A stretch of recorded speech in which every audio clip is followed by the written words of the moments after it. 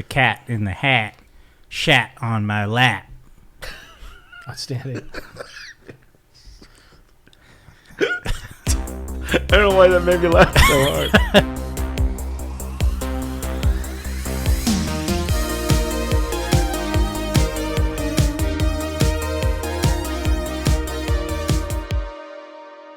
One, two, skip a doo, 3D 9, 4500.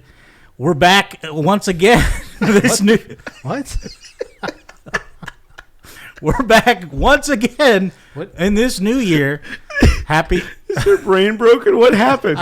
He sat there for a moment just staring up at the ceiling before saying that. And I was like, I think he's having a stroke. Oh, my God. Okay, hold on. I want to hear where this is going. Well, now it's gone now. It's gone now. Damn it.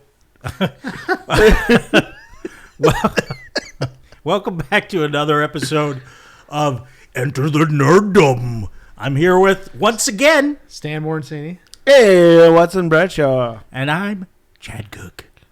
Of course. Of And course. it's 2024, y'all. It's 2024. You know what that means? 44. A total of 44. 20 plus 24. 44. Huh? I don't know. Hey, I'm getting wild this season. Apparently so. Oh, is this the start of a new season? Is this technically season 2? No, technically we were already on 2. We're on 2. Well, I guess it could be 3. It could be 3. Why not? This is the year that Highlander 2: The Quickening is supposed to take place. Oh, man. Oh, that's right. So Yeah. we are in the distant Yeah. future. So we could all dress like Ramirez now. yeah. And it'll be fine. You won't have a problem. It's not cultural appreciation. But we all have to talk with a Scottish accent. Well, Yeah, he he was was- Spanish, though. He was Spanish. But But I mean, he by had, way of he had a Egypt. Scottish. Standard Spanish. Was I mean, that's you know. It's less You know, offensive if I do the it's Scottish, Europe. though. That's Yeah. It's less offensive. Those And are the they- colonizers. And they had a French guy playing the Scot. It's a weird. Very It's a strange. weird It's a movie. very strange movie. Was just he in French? general. I thought it was like a Christopher Lambert. Yeah. Eastern European, like Belgium, or I don't know. Maybe I could be wrong.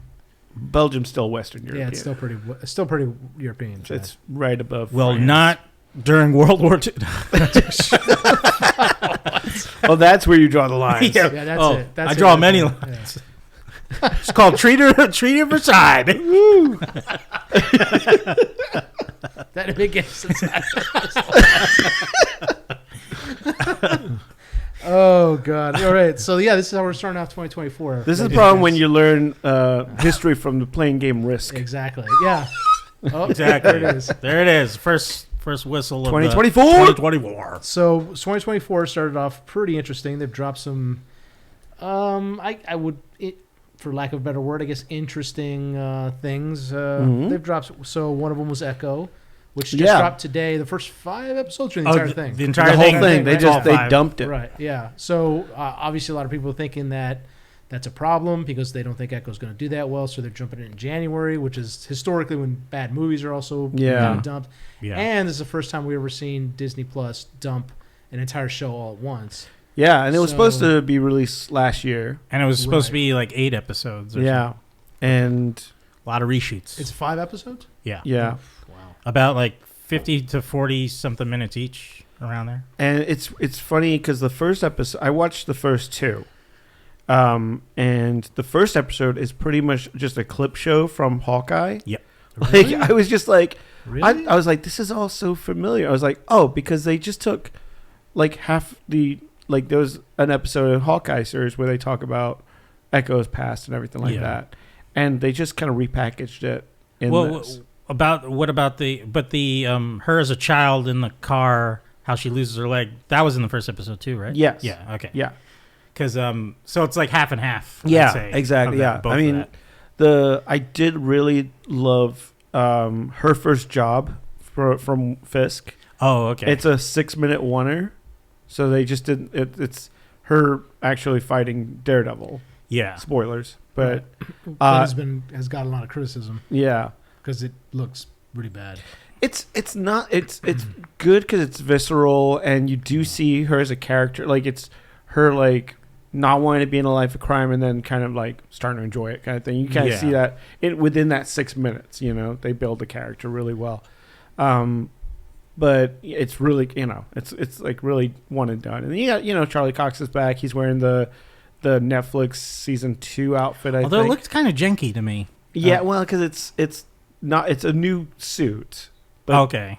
But it's made to look like the Netflix. The suit. Netflix. I think suit. I think there's more money in the Netflix suit. Oh, I see. Yeah. You know. Yeah. So it did look a little cosplayish.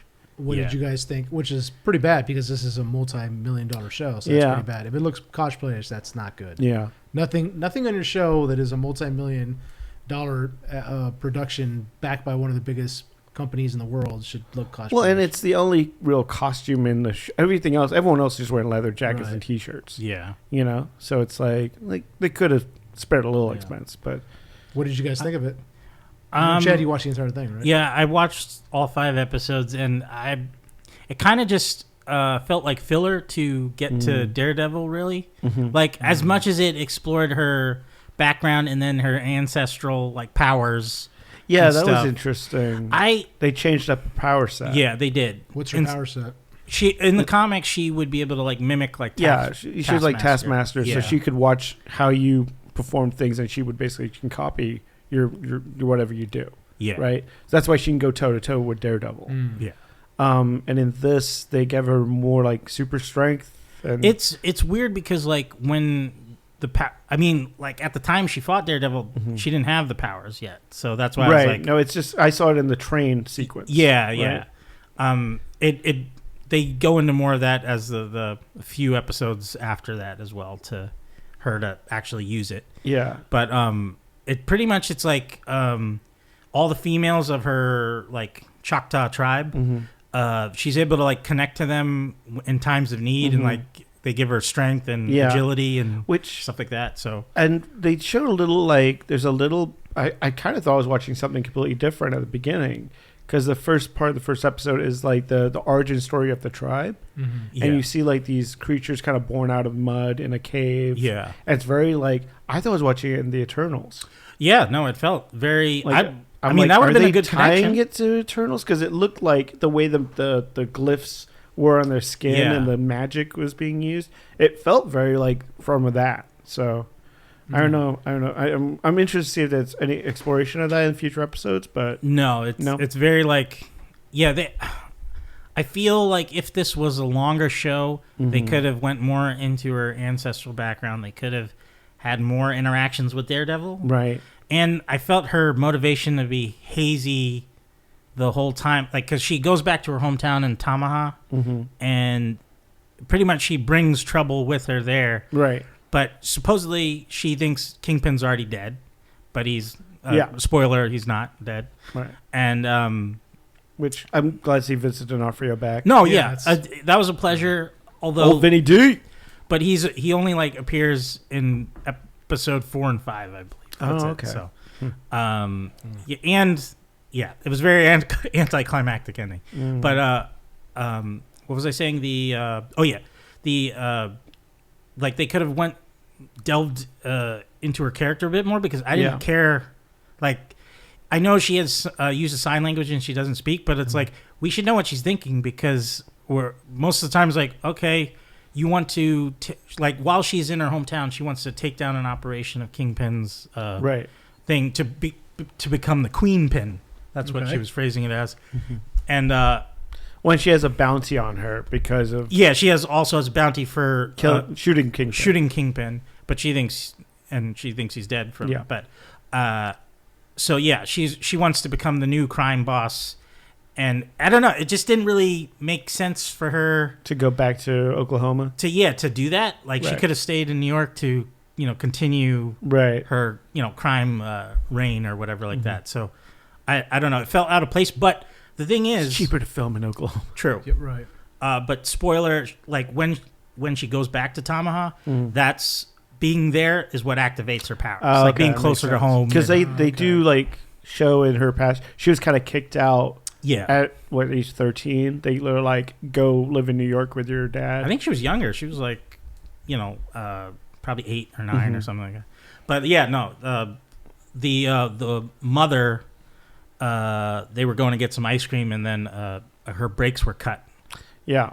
And the mother gets killed, and a big shard of glass goes into Maya's leg, and she has to get it removed, so that's why she has the amputated leg there. Which I think that's actually accurate to the actress's story of how she lost her leg too. Oh, she really? lost it in an auto accident, I believe. Oh, that sucks. There was one thing that I found interesting because whenever Kingpin interacted with Maya, he would always have a ASL interpreter, and I was like, I don't think Kingpin would have someone to do that all the time, but he did have in the Netflix series he had Wesley, and maybe he would do that too, right? But it just felt out of place because. I don't know. Yeah, I was trying to remember. I think in Hawkeye, he's signing to her by that point. Oh, he is? Yeah. Okay. I don't think he has an interpreter in Hawkeye when he's talking to her. Because that doesn't make sense then, because... Even when they're meeting up in modern times, he's got an interpreter? Yeah. Well, Maya has her hometown friend, the one that from the beginning... Henry or... No, Bonnie. Right, yeah. And she's signing for the Kingpin in the last episode. Oh, okay. But there was a cool thing they did in the 4th episode where since Kingpin didn't have a interpreter, he had this earpiece, and then he has his goons hold her, and he puts a contact in her eye, and it does a digital sign language as he's talking to her. And I was like, that's cool. Creative. Yeah. That's cool. Yeah. But you only saw it that once, and then I guess she got rid of it. So it's just because it's revealed she says you didn't even try to learn to. Oh, but the thing is, that doesn't make sense if he did sign and. I mean, you'd have to rewatch Hawkeye again because I was trying to remember it, but if Kingpin was signing, right? I don't remember him signing. I don't remember that. Yeah, but did he have an interpreter in that? I don't remember that either. Yeah. Well, but so it was kind of just weird to have that randomly there for him. But I mean, I guess he would have some kind of language interpreter, right? That person probably knows multiple languages too, for in case he needs to talk to another gang, or something like that. But yeah, there was not much action. There's maybe, I guess, episode 3 had some action in the roller rink. I didn't get that far. Oh, you didn't get that far. Okay, I got 1 and 2, so I saw the heist element on the train. Yeah, and that was about it. Yeah. Yeah. There's not much. It's for the finale there was a big fight, but it was just so quick. I was like, okay. Although it proved that Netflix's Daredevil's canon because he brought out the hammer he used to kill his dad in a moment, beautiful. Which it was a good scene between the two of them. Yeah. But it was just I don't know, some things fell flat really with the plot. And I'll tell you who my favorite new character was. Who? Biscuits. Oh, God. You gotta love Biscuits. Who's Biscuits? Biscuits is her cousin. Her hometown, friend / cousin. Excuse me. He's pretty much the comedy relief. Yeah, he's the big loser. Chubby Jack Black. Very, doing Jack Black very well. Yeah. Okay. He's called Biscuits. Would you guys recommend it? I mean, I'd say if you're curious about, I guess, Daredevil coming out, I don't know if Echo will be in that, but I don't know. I doubt it. I don't know. If not, I'd say you could skip it. Really, there's not much that goes on in there. Right. But I mean, hey, if you're, I mean, it's 5 episodes, so it's not it's a an chore easy to watch. It's not like a 12 episode condition. So so I don't think it's too bad, but yeah. But yet again, I'm not as far as you. Would you rate it 1 to 10? 1 out of 10. 10 being the highest. Thank you for clearing that up. Just saying. In reverse order. Just I had trouble counting earlier. Exactly. You had a mini stroke earlier, so I'm just looking at you. I'd say it was. I'm gonna say there was some cool stuff, so I'm gonna give it a 4 out of 10. Okay, Right. that's pretty bad. Wow. Yeah. I feel like Disney Plus. There's been a lot of bad. Yeah. Well, everything's been Disney kind of general, yeah. So what would you give it? I mean, based on the 2 episodes I saw, I mean, 4 sounds actually pretty appropriate. But they were just doing a lot of setup when I was watching it, so I was waiting for things to happen. Yeah, I don't think anybody's really excited for the show. I don't. Apparently the actress didn't any ads for it. Yeah, or, they didn't. No she promo. apparently didn't have a good time filming it. She had gained some weight, but she got pregnant. So it was harder for her to get back into shape. I was wondering because she looked very different from the Hawkeye. I thought she gave her birth action was good though. Like her action seems like she's in. Yeah, her and her husband had a child recently, so I think she had to get back into shape, which is right. Always unpleasant. Does she do all her own like martial arts for the? I don't think fights? she does all of it. Or does she have a stunt? Of it. Yeah, which she definitely has stunt double. Right. Oh, okay. But there's definitely, I mean, they do make an effort to show that she has the prosthetic. No, yeah, they so do. It's like they do. So I don't know if she has a stunt double who has a prosthetic or Probably not. I would assume not. They could always like CG that. That's true. Yeah, if necessary. True. They got that Disney dollars. So Echo, it's there. It's there. I mean, like, there's a lot of reshoots. There were a lot of problems with it originally. I tried Googling the ancestral stuff that they were describing for Choctaw. Nothing was coming up in that vein. Right. So I was like, how did much they was make that this up? For the show? And I was like, is that good to do for a tribe that, like, people are trying to, if you want that to. You could have made a fake tribe, I guess. Yeah, then, you didn't have to, like, use a real one to. Yeah. But I don't know. But, I mean, I was happy that it was coming out because it is like focusing on a character that we haven't seen in anything else. No, this isn't like a Wanda or I'd like to see more characters like this get a chance. No, yeah, definitely. Like Moon Knight's a great example too. Like I would like to see more of that. So yeah, it's just I think they needed a way to explore that character with. Like, I know they wanted to take her back to her roots in her hometown, but I think they should have explored it with her by herself because then it would have been a little more intimate. Yeah. Because everyone's acting around her and like they're signing to her and it's just taken away from her performance. That's for me. a lot of the I feel like that's the writers going, how do we? Yeah. Because this is a character who doesn't communicate. Yeah. She doesn't talk. You can't do like an internal monologue.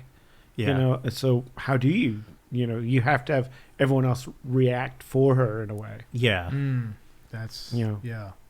That's an interesting way of putting it, I guess. Yeah. Echo, I guess check it out if you're interested. I guess if you got Disney, it's free. It's free, exactly. So check it out. You got a few hours to spend, Yeah. While you make some spaghetti.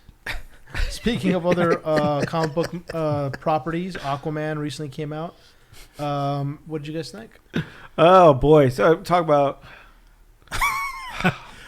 the end of an era. 10 years of the DCEU. Yeah. Ooh wee. Like just like thinking back of like that was when Man of Steel came out. Yeah. And the promise that we got of the bright-eyed boys. All we were all. Oh man. Yeah. Yeah. And boy, this just flounders. Some would say. Oh, boom, boom. No, you know what? It was. It's one of those things of like, boy, I wonder what this could have been. Because there's a lot of stories out there about how many times this thing was edited to death. Because they didn't know. They had cuts with. Ben Affleck was supposed to be in it at one point as Batman. Then they had Michael Keaton as Batman, and the whole Mara situation. The Amber Heard, which I was surprised she was in it as much as she was. I didn't feel her. So I heard, yeah. I didn't feel her as like in the whole beginning. She has. Well, I know she's in the beginning, and then she's not. She has 4 lines. Yeah, exactly. She's at the beginning, and then she's at the end. But there's a lot of her in the last act. Yeah. Okay. Right. There's a lot of action. Yeah. There's a lot of cutaway. They cut to like showing her giving birth at one point because he has a kid. Yeah, with her, right? And then there is a point in the movie where she gets sidelined. Like Black Manta takes her out. Yeah. And doesn't she get shot in the throat? Yeah. And I thought that's it. She's done. And instead they're just like hospitalize her, right? Yeah. I feel like it was interesting to see that this movie had no real stakes in the way that like the end of it, like no one really got hurt. Like, I thought, what are you talking about? I lost my hand again. the crustacean guy. Yeah. Well, the one character who did die was Willem Dafoe, who died off screen. Off screen, they talk about like, hey, you got the plague. Like that's it. Yeah, that's it. Wow. Yeah. But like I thought, based on the comic book, I thought Aquaman was going to lose the kid. Yep. Because, in the comic book, he had a son that died. I thought he was going to lose his hand. Yep. I thought Orm might have sacrificed himself. Yeah. There was a lot of things I thought was going to happen in this that didn't. Like, even the dad, Aquaman's dad, he gets shot or... He gets shot? Yeah. He gets, blasted in the chest. Yeah. Yeah, it's okay. He's fine. Yeah, he does survive. Yeah, everyone survives. Yeah. And it's status quo at the end. Right. And it's sad because it is the last movie. They're not going to make any more Aquaman movies. Yeah. So you could have done something balls out. Yeah. And they were just like, nah. Well, I've heard people say that they should have taken more risks and chances with this movie. Yeah. Because this last one. It's not a bad looking movie. I'll say I love the production design of it. Yeah, I love all of Black Manta's troops and he finds these old subs from and they're very steampunk and everything's very 1950s sci-fi looking. All his troops are wearing black leather jumpers and stuff, and it's very bizarre. Why would they wear those leather outfits? But it's kind of cool. There's a design factor to it that I really dug. And I thought Patrick Wilson does a great job. Oh, yeah. It's really a buddy comedy between the two bros, Ocean Master and Aquaman. Right. And their chemistry is really good. And I would have loved to see that further, go further. But I disliked how they kept calling him David Kane is the name of Black Manta, but they kept calling him David the whole time, and I was like, it's just some guy named David. It didn't sound very... It's not very menacing. Yeah, it's not very menacing. It's if anyone went to Darth Vader and were like, what's up, Annie? It's almost like they were afraid of saying black too much or something. Oh. It was they could have said Manta. It's like Manta, Manta. Manta would have been good, but... That's true. Everyone does call him David. Yeah, I was like, why is everyone just saying David the whole time? It's casual Fridays. Yeah, it's we know Black him. Manta's ship. We know him personally, so we're just gonna call. Which I mean, we tried BM. It doesn't work now. Yeah. But no, they're visually. I agree. There was some cool. I've never read a Aquaman comic, so I didn't really know what to expect for his own adventure, other than the first movie. Well, and the way Jason Momoa plays him is very different than the comic book. Of course. The comic book is very Shakespearean, and it's I am the king of the ocean. Yeah, from the Justice League Unlimited. Absolutely, that's Aquaman from my. That's more the Aquaman, and he does play more. It's definitely more Jason Momoa in real life. In this, there's literally a scene where he's just I'm just going to be riding around on a motorcycle and just drinking a lot. Yeah, and you're just what is this? What are we watching? And he's just being a king sucks. And he's home with his kid, on land more than he is with his kingdom. It made me laugh because it was you can definitely tell where the reshoots were because there's a lot more him in the lighthouse set. Yeah. Hanging out with his dad, which I'm that was probably all reshoots because it's two actors in just a living room basically. Yeah. And there's a lot of they're cheersing and drinking Guinness and talking about single dads, you know what I mean? Yeah. And it's meanwhile his wife is still alive. She's literally just in Atlantis. Well, and he's man, it's hard being a single dad, you know? Well, I thought and you're were they gonna cut her out the fucking movie and no one told her? And then they just what do we have? We have these scenes, just put them back in there, you know? Well, because Momoa says two single dads. Yeah. I think he was celebrating his dad. Yeah, I get that. But what I mean? It was just a little weird that it was. Nicole Kidman shows up randomly. Yeah. And it's oh yeah, wasn't she supposed to be with the dad? That's how the last one ended. True. It's just weird. All the women are very separate. Really? From the family dynamic. There's a heist scene of this that Black Manta's trying to steal. Yeah. And Nicole Kidman and Amber Heard are chasing them while I guess Aquaman shows up near the end of the chase. But it's just okay, they're there first, and then we bring in Jason Momoa and but he's by himself at the time. Orm's still captive, but I don't know. It was very flat. Yeah. I love that Momoa is just done working out.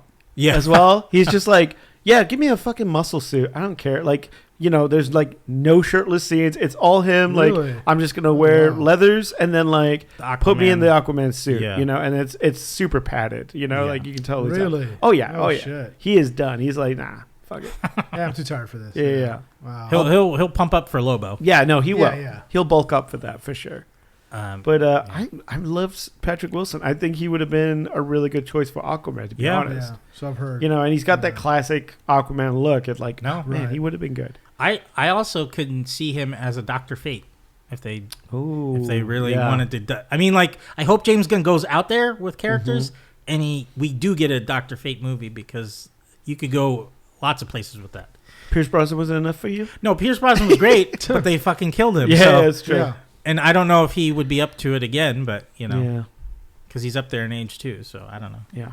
But yeah, no, I do think that the cursed kingdom was. Oh yeah, we didn't interesting. even talk about the Yeah, plot. yeah. It's basically Lord of the Rings, I mean, yeah, right? yeah. There's Instead of the one ring, there's the one trident, that. the black trident, Right, which is right. like can raise the undead army Right. that Black Manta's like possessed by, and it's basically like he's basically doing a Smeagol Gollum thing.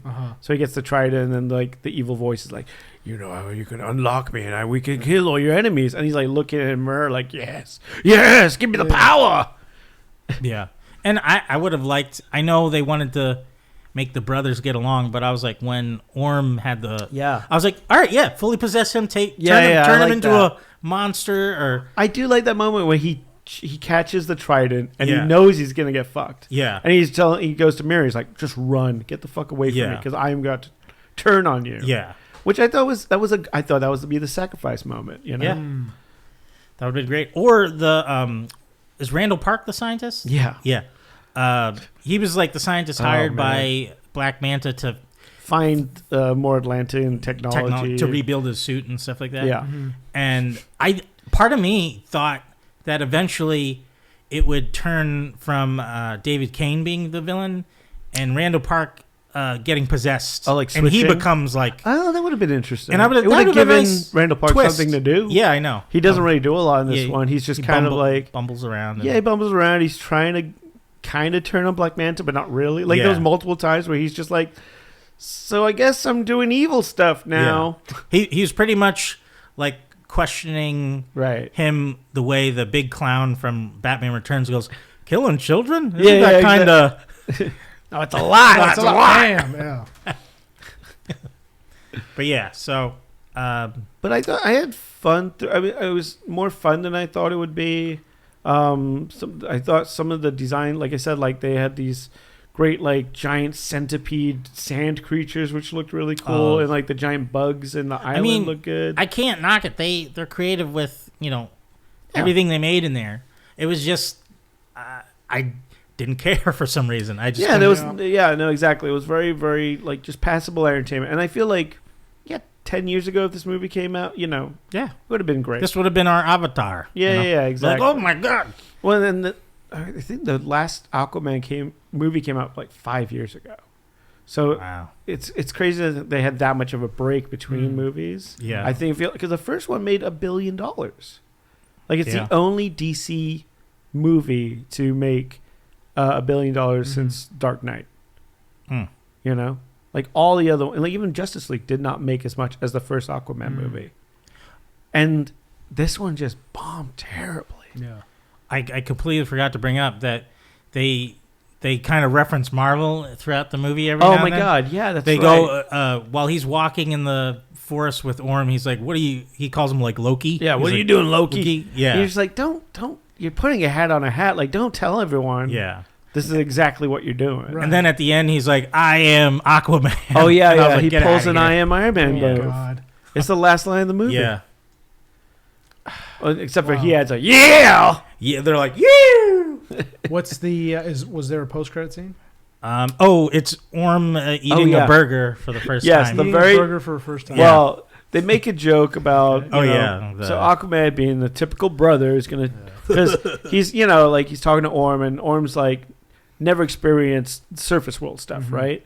And so Aquaman's like, "What? You never had a burger and fries and a beer?" I don't even know what those words are. Yeah, And then they're on this island, and he sees a cockroach, and he's like, "Oh, those are delicacies in the surface world." And Orm grabs the cockroach and eats it. He's like, "Oh, it's not bad." And so the last scene is Orm is experiencing the surface world. So he's because Atlantis surfaces and shows the world. Basically, the end of the movie is Atlantis coming and going to the United Nations and being like, "Hey, we're going to help the world with our technologies." Right? Like, because it's Black Panther. Yeah. They basically do a Black Panther. Pretty much, yeah. and so, Orm is on a pier or something. He's having a burger and a beer, and he takes a bite of the burger. He's like, "Eh." And a cockroach kind of walks by, and he grabs the cockroach, puts it in the burger, and takes a bite. And he's like, "That's good stuff." And that's how the DCEU ends. Not with a bang, but with a cockroach. Exactly. Wow. That's pretty sad, yeah. Yeah. I mean, I wasn't planning on watching it. If somebody was like, "Hey, let's go watch it," I would have done it. But it'll probably be streaming in a week. Yeah, I just wasn't interested. I'm like, I'll catch it eventually. Yeah. I like the first one. It's just this one, I just wasn't that into it. Yeah. Like I said, it's not a bad movie. Yeah. But it feels flat because it is the last movie and they did nothing with it. I'll say if you're like a kid, you'll probably have a blast at the movie. I personally like Blue Beetle better than Aquaman 2. That's fair. Yeah, no, I'd say, and I wasn't the hugest fan of Blue Beetle, but I'd say that was a much better movie than Aquaman 2. I thought it took some chances at least. Sure, makes sense. And then continuing with the Marvel comic book properties that are out there. What If Season 2 just recently dropped? So I watched What If Season 2. More good stuff of the same. They have some. They did a lot this season to. The first season was a lot of like, what if blah blah blah did that, but it was another guy. So it was like, what if Captain Peggy instead of Captain America kind of thing. And they went away from that a little bit and kind of explored more of what it is to be the multiverse. They did like a 1602 kind of episode. They did this great one with the Mohawk people. The movie, the cartoon was completely done in the Mohawk language and Spanish. So it's the conquistadors and basically there's the Space Stone ends up in America and Alabama, kind of thing. So it was interesting, So they definitely the animations. I like the animation style. I know some people have some issues with it, but the voice cast was good. I mean, everyone. They pretty much got as many of the MCU actors they could, and whoever they didn't get, the sound alikes were really good. Okay. That sounds cool. Yeah. So check it out. Nice. Yeah. Have you watched it all, Ted? No, I've not. I've only caught parts of the original season. I like it, but they have a really good Happy Hogan episode. It's a Christmas episode. It's very much Die Hard and Stark Tower. Oh, really? Yeah. No. Okay. All right. Cool. Sounds good. And then, of course, Reacher Season 2 just recently dropped. So good. Yeah. Have you guys watched it? I have not watched Season 2, but I watched all of Season 1 recently. I'm more than halfway through with Season 2. Yeah. I'm all up to date with Season 2. It's, I mean, I think it took a little bit of a quality dip since Season 1, I think. Yeah. Because the fight scenes are a little clunky. Yeah, I there's something off with them that we didn't have in the first. The first ones are pretty much more. They're a lot more brutal. It seemed like the way he was fighting was he seemed like he was smoother. I don't know if it's something to do with how he's so much bigger this season. Yeah. He bulked there's up a part. There's a part where he's standing in that woman's living room with a kid. Yeah, and he's just standing there and his arms are by his side, but they're like up. Yeah, wow. He can't put his arms down. It's like that stereotype where you can't those big cock diesel dudes. Where you can't put their arms down. That's what he looks like. I was watching it in my living room. That looks really weird, dude. Like that looks strange. You know what? In the first season he looks really healthy. Yeah, but in this one, he's a big guy, and he was just like, I gotta get bigger. 6'5". Yeah. You know what I think it was? He probably bulked up in between because he was in Fast X. Yeah, and he was a big that guy could in be that it too. Yeah. So. I mean, I'm not saying that there's anything necessarily wrong with it, but it's certainly I don't know, man. It feels, one step too far. It feels a little off as opposed to season 1. The greatest thing I love about that show, it's like I'm just a guy. I just wander everywhere. I just have a toothbrush. Right. I don't sleep anywhere. Well, where the fuck do you hit the gym, dude? You obviously hit the gym somewhere, you know. He's like, I don't have a credit card, I don't have a phone. But you got a gym membership. For sure, you know? It's all. He goes just drinking protein shakes. God, my probiotics, bro. He goes to the YMCA and he works out. There you go. And then he eats Clark bars. Fights. Yeah, it's like he's just but it's funny because I was watching it at home. And, my wife never watched the show, and she just walks in and she sees him. She's like, Jesus. Yeah. He's here. I was like, I know. It's ridiculous. Yeah, there's a part where he takes his shirt off, like in some hotel room, and it's just like, it looks like he has like a belly. He like a pot belly, but it's all muscle mass. Yeah, it's like when you see weightlifters, like heavy, powerlifters. It's ridiculous. Yeah. Man. It's ridiculous. And I'm just like, wow, dude, like, are you okay, His back bro? is insane. Yeah, it's huge. I mean, I'm not saying he's doing steroids, but it certainly seems like he's getting there somewhere, not quite naturally. Right. Well, he's not. He's not a competitive athlete. He's an actor. He can do it. Hey guys, I've seen his TikToks where he shows us what he's eating, and he's like, "All right, now 15 minutes later, I'm gonna have these 2 eggs." He does eat all day long. I mean, that's all. Well, you have to get. Yeah. It's like when you watch like the Rock's TikTok, it's just constantly like I have to put protein in me. Yeah, they're consuming like 4,000 calories a day. That just seems so because they're tiring. burning like 2,500 or something shit like that. You know what? I watching the first season. I got this out of his performance, but it felt like his delivery of his lines were a mixture of Tom Cruise and John Cena. Like his voice, a little more on the John Cena side, but I heard a little that light Tom Cruise kind of like when he's actually like describing a crime and stuff like that. I hear a little Tom Cruise-esque in there. And I was like, oh, okay, that's kind of interesting. Yeah. Well, I didn't realize Cruise is a producer on the show. Oh, really? Yeah, like it's his company. What's it? Sky something? I forgot. Skydance, I think. Skydance, which is like his company. Oh, yeah, that's true. So I'm sure he's like, Cruise did the movies. I got to do a little bit. Because this isn't a continuation of that. They do talk in season 2. They talk about the case from the first movie. Oh, really? Right. Because they're like, oh, what did you do during this? Because it's a 2-year break from season 1 to season 2, and they're like, oh, what were you doing? And he was like, oh, there's this thing over there with the shooter, Yeah. Which is based on the first movie. So and when he said that, I was like, is that the? And then I looked it up, and it was. Yeah. I was like, oh, that's interesting. Because I was like, oh, because they said they were going to do all the books, right? So I thought they were going to do that too, but no, because I think it's the 4th book, something like that. But I guess they're just gonna like, why do it? Because it's already been done. Right. Tom Cruise is like, no one's redoing anything I do. I'm in charge. Should I point out some of the military mistakes in the movie? Oh. I mean, sure. Yeah, there's a lot. Oh, in the first movie? Excuse me, in the show, in Reacher season 2. Okay. There's a couple of them where it's like, that's not quite. So his team, the special investigators. Don't mess with the special investigators. Don't mess with special. By the way, Chad, don't mess with special investigators. You'll hear that about 900 times. 9,000 times, dude. Yeah, don't mess with the special investigators. And details matter. Evil dies tonight. Yeah, that's all the same lines. Yeah. So there's a part where they're still active duty, and then they're all wearing their uniforms, and they go to a bar. Oh, the officer bar, right? Yeah, the officer. So right there, that's a problem. There's really no officer bars. Not really. I mean, it doesn't look like it's on base. You weren't invited to. Yeah, well, it doesn't look like it's on base. But it looks like it's a privately. It's the hangout. It kind of, and he says it's an officer's bar, which is like, what? No, okay, that doesn't make any sense. But then so he's a major, which I get, okay. But then his entire team, Major Hottie. Yeah, his entire team are also majors, and I was like, no. Yeah, major. So major. Yeah. The 2 guys who were killed, Orozco and Sanchez, I think. Right. Sanchez is a private, right? No, they're all officers. Oh, that's the problem. They were all majors, and it's like there's no. Oh, right, because the girl Neely. No, wait. The girl that's with him is also a major, but then there's another one. She's a sergeant. Right. She's a master sergeant. Dixon, right? I think so. Yeah. I think she's black. Yeah. Or she's either black or Puerto Rican or something. Yeah, oh, that's Neely, yeah. Neely, so she's supposed to be a master sergeant. I think she's like the only enlisted person. Yeah, in that that's where the rub is. Yeah. Right? Yeah. So I was like, first of all, everybody there, aside from maybe Reacher and maybe who's the white girl who's with him? That's Nixon. That's Nixon. Yeah. The one he has a relationship with. Yeah. Probably only them, or everybody else is too young to be a major. Way too young. Captains and lieutenants, I could see that.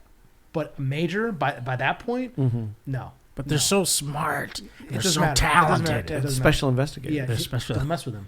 Don't mess with them. Well, if they got put into a special unit, maybe you like have to be a major. I was going to say, would they get the promotion? Probably not. No. Probably not. Really? Because most to become what do you know other than the years of experience you have in the military? To become a major, most people have to be a company commander first. Oh, okay. So I don't see any of those guys being. That's why they should have made captains or lieutenants. No, they had the merit badges. I saw it. Yeah. In the JAG Corps, maybe it's a little different, but I doubt it because all officers pretty much follow the same kind of rules. Right. So they'd have to be some type of like company commander first, and they would be about that age to be a company commander. So lieutenants, captains, basically lawyers starting off their careers, I could see that, or pretty much in the not the middle, but definitely peaking towards the middle of their careers. Him, I could see it because he looks old enough. So does she. Then they go. I would love to see. Side note. I just would love to see Tom Cruise come in as his Few Good Men in a Navy character. That'd be awesome. That'd be great. I'd love to see that. And he'd be like Jack Reacher. And then he walks out, and then Tom Cruise, Major from the Navy, comes in. Right. Yeah. Exactly. Yeah. That'd be awesome. That'd be great. Just a little mix of all the characters. And then they do a CGI shot of old Jack Nicholson in prison. Be like, let me out of here. He's the villain for the season. You can't handle my poop. But they're he's old, guys. He shits himself. They're in the bar, and for some reason, some guys like don't wear their uniform tops at all, and one guy has a white beater on. Right. And I'm like, what the hell is that? Like, you can't One's wear in that. Like golfing gear. You can't wear that shit with your uniform. Like, what is that, dude? So anyway, and then the master sergeant has her sleeves rolled up for some reason, but like halfway up. Here's what I think happened with that. I think that they couldn't find a uniform top that fit her properly. Okay, so fuck it, just roll the sleeves up. Right. So now she's sitting there, and that's the first thing that's you're like, what is that? A master sergeant, who, by the way, non-commissioned officers that are as high up as she is, they're very big sticklers on rules and how you're supposed to wear a uniform. There's a regulation for every single way you wear that. Every piece of that uniform. Exactly. Details matter. And a master sergeant would never roll their sleeves up halfway like that. You can't roll your sleeves up with that uniform that they wear that's called the ACUs. We just didn't do it. Right. You can't do it. It just wouldn't hold. Like physically the sleeves wouldn't hold. We could do it with the previous uniform, and apparently you could do it with the one they have now, but not that gray one that they were wearing. I know, I tried. What you don't know is Stan is writing a 3-page email to the producers with now. all these costume notes. Yes. It's a very nasty. Sir. Yeah. No, but when I see things like that, I'm like, did they consult anybody in the military? It doesn't seem like they did, or they made like a cursory glance on the internet. Right. That's what kind of gets to me. It's like, dude, it's not that difficult to like reach out to somebody in the military. Hey, man, is this accurate? Right. The first thing that they would say is a master sergeant would never. There's not that many scenes of them in uniform. No, not a ton. But the ones there are look ridiculous, like ridiculous. You know. And then he's also a major, but he's also it's possible that a major's in charge of other majors, but that's not a very common thing. It's just not that common. Anyway, those are some of the few details I pointed out that I was like, because he was an MP, and also MP, right? What's up with his beard? Yeah, he's military police, but right. He's not. He's also in the JAG Corps. He's a lawyer, so that's two different jobs. Right. Military police and JAG are two different. I think maybe I don't know what the Reacher backstory is for that character. I think maybe he started off as an MP and then eventually moved into the JAG Corps. Possible. That's possible. Not highly likely, but it's possible. Because usually when you're in the Judge Advocate General's Corps, that's the legal branch of all of the military. Each branch has their own JAG Corps. It was a spin-off series from Wings, right? Exactly. They all tend to kind of go in as lawyers. Right. So you graduate from law school, right? You go to your officer school, either West Point or become OCS, whatever it is, and you go to law school, and then I got an online degree. So. From Samoa University, like Better Call Saul. Yeah. I guess the bar wasn't that high. And then they become lawyers, and they go and then they go in as typically as captains, and then they do their law thing in the military. So I don't know. There's some things that are just not quite. They just don't mesh up, which is fine. Whatever. Also, but yeah, the biggest thing that got to me, he's got like a 5 o'clock shadow in uniform, and it's like, what are you doing? Like, go shave, bitch. Like, what are you doing? Well, I just devil's advocate here, which is another great law movie. Yeah. But I'm guessing they're filming this kind of out of order. He's supposed to have he's got a little beard growth when he's walking the earth like he does. So maybe they're like, well, what can't they should have done was they should have shot all those scenes in uniform at the end. Yeah. Now shave it because that's just not allowed. You can't walk around with like a 5 o'clock shadow like that, dude. Like you can't. Maybe he's just so manly. Like he shaved that morning. Honestly, dude, it's like there was many times in the military where people would get caught up with beards like that, and that was their excuse. Well, no, it's because I have so much testosterone that my beard just grows. Sometimes they would openly say it like that. And shut up, bitch. Go shave. I'm such a man. Yeah. So anyway, those are some of the small things I love it. That's good. It was. Well, I guess Reacher should reach out to Stan Morricone for consulting. Huh? Yeah, I think he's reaching for a job as consultant. Yeah, it's fine. He wants to talk to me face to face. I'll talk to him too. Yeah, you look up. You have to get on a couple of soapboxes. Yeah, he's a tall dude. So can I have a piggyback ride? Tall dude. Mm-hmm. It's one in a lifetime chance. Yeah, which is always funny. Like there's like a little New York cop who's like, I'll beat you up, Reacher. I'm gonna knock you out. This guy is like, he's like Joe Pesci sized. I like that guy though. I like him too. Because he was just like, of course, Reacher would just destroy you, dude. Oh yeah, but he's still stepping to him. Yeah. He's like, and he got really insulted. Like he took his handcuffs off and he looked at him. He's like, I don't take envelopes. He's like looking up in his face. Yeah. But you're like, come on, man, look. But that guy was in The Wire too. He was pretty good in The Wire. He's a good actor. Yeah. That kind of character reminds me of Superman in the animated series, Turpin. Yeah, it's very Turpin. Yeah, it was like, we don't need your help, Superman. Yeah, like just look where you're at. Or Bullock from the animated series. Oh yeah, Bullock from Batman. Yeah. You freak. Yeah. So Reacher season 2. Yeah, it's I'm a little over halfway done with it. Mm-hmm. It's okay. I certainly like the first season better. There's something about because they've expanded the cast. Like now he's got his like crew. Right. Like I think the first season does really well because it's a tight knit group. It's like him and the two cops, pretty much. Yeah. Exactly. Roscoe and the other one, and so I think making it a bigger group is kind of like you're taking away some of the. But I know that's this is very specific to that book, right? And after that, he goes to be more of a one man army kind of thing. Yeah. So I'd be interested to see. I also where it found goes. there was a scene where they go and they know that there's an ambush being planned for them. Yeah. At this house. Yeah. And they throw a pipe bomb in there. I love and that. they start shooting the place up. And this is like the suburbs. Yeah, this is Queens. And it's just like, what are the cops? Just another day in Queens. Like, pipe bomb going off. Pipe bomb. Cops don't come around here no more. Dude, they leave literally 9 bodies behind. And I'm like, what? And then the cop's like, what was that about? Yeah. And they're like, yeah, we shot him. Well, okay, I'll try to cover it up. Like, well, what? Jack Reacher is very much like just dream fulfillment for any man. It's like, I get to walk around. I don't have to own shit. I can beat people up. I can have sex with these hot ladies and just move to the next town. It's all fucking dreams of fulfillment. Right. Yeah, I didn't realize the show was there was nudity in the show. I was like, oh, okay. Oh yeah. He's totally jacked without even trying. He's eating shitty food all the time. Yeah, just like donuts and that shows you walking does matter. Yeah. So everybody get your cardio. If you're listening to us, take us on a walk. The next season's tagline is just do your cardio. Do your cardio. Reacher season 2. Check it out. I just wanted to bring up. I really like how in season 1 the small brother that was doing all the killing. He was using a crowbar against him. I thought that fight was really good, even though he was much smaller than him. I was surprised. Took his shots. I was surprised. I was like, okay, well that was well done. Yeah. So I hope it's okay in season 2. I mean it's less. There's less like characters like that. Like there's one kind of like mastermind terrorist guy. Oh, okay. And then he's just fighting a lot of thugs. A lot of goons. It's mostly like hired hitman. Oh, okay. Like low level thugs. Yeah. He kicks a car at one point. Yeah, right. You kicked my car. There was a part where he walks into a bar and they're looking for somebody. Oh. And like this guy goes up to him and was like, find another bar, and like shoves him. Like, look how that big walked to my bar. I'd be like, I don't know, Don. Yeah, I'm getting the hell out of the way. I'm just gonna shoot you. I'm not gonna even try to fight you. Like, no way, dude. Everyone thinks they can take him, which is great. Which is like if I saw him, like, there's no way I can take that guy.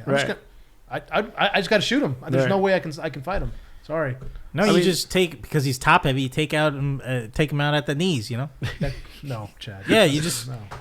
Okay. You go ahead and try that. Just roll into a ball and just like you hit him like a bowling I become a droid Dakar. Yeah. And I just roll into his legs. Oh, my God. Okay. Phantom Menace. Thank you. Yeah. For anyone who didn't know, you know. Need the reference. Going with big roided out. Not saying that he does roids. We're saying roided out guys. Mm-hmm. We also watched Ironclaw recently, which was a great movie. Very different. You want to give us vibe. a synopsis of it? Watson being the main wrestling fan here. Yeah, I mean, I remember the Von Erichs growing up. I remember Texas Tornado, famously in the WWF at the time, was Intercontinental Champion. He is one brother of five brothers that wrestled. Yeah, one of five. Yeah. You know, and sadly, within a 5-year span, 4 of those brothers died. Mm-hmm. Suicide or accident. Yeah, I mean, and they called it the Von Erich curse. Yeah. Because it was just, you know, it started with their dad Fritz, who never seemed to catch a break as a wrestler. Right. He's always seemed to be right on that cusp. Yeah, he was a heel. He was a bad guy, and you know, he took the name Fritz Von Erich because it was a post World War II world when he was wrestling, and you know, everyone had hate for Germans. Right. So it's like, if I pretend to be, you know, that's why it's the Iron Claw. Is his move, is because, you know, it's like, if I do this persona, this German evil guy, like, you know, I can get a lot of heat and I can do well. And so Von Erich was actually his like grandmother's name. It wasn't really his last name. It was Atkinson, I believe. And everyone was like, dude, don't take that name because it's you know, that side of the family had a lot of accidents, and you know, it was the Von Erich curse. Right. And so the movie follows Kevin Von Erich, which is Zac Efron's character, and the guy from The Bear, what's his name? Jeremy White. Jeremy White, who plays Kerry Von Erich, and then you got David Von Erich, and Chris is the one they didn't put in the movie. Yeah, he was I think he was like the youngest one. Yeah, or something like that. They swapped it that he died in childhood. Well, no, that was the other. Wasn't it? That was another brother, John Fritz Jr. basically, who did die when he was like 6. He was electrocuted. Jeez. He was playing outside the mobile home in a puddle, and got electrocuted. Yeah. Oh my God. And so he died when I was like 6. So yeah, this family's just been riddled with. I mean, I feel so bad for the mom. And the 2 actors who play the parents do such a great job. Such a good job, man. Yeah. I hadn't seen her since News Radio. I know she's done other things, but that was her biggest, I guess, role. And it's that really like, because it's set in the late 70s to early 90s basically is the run of it.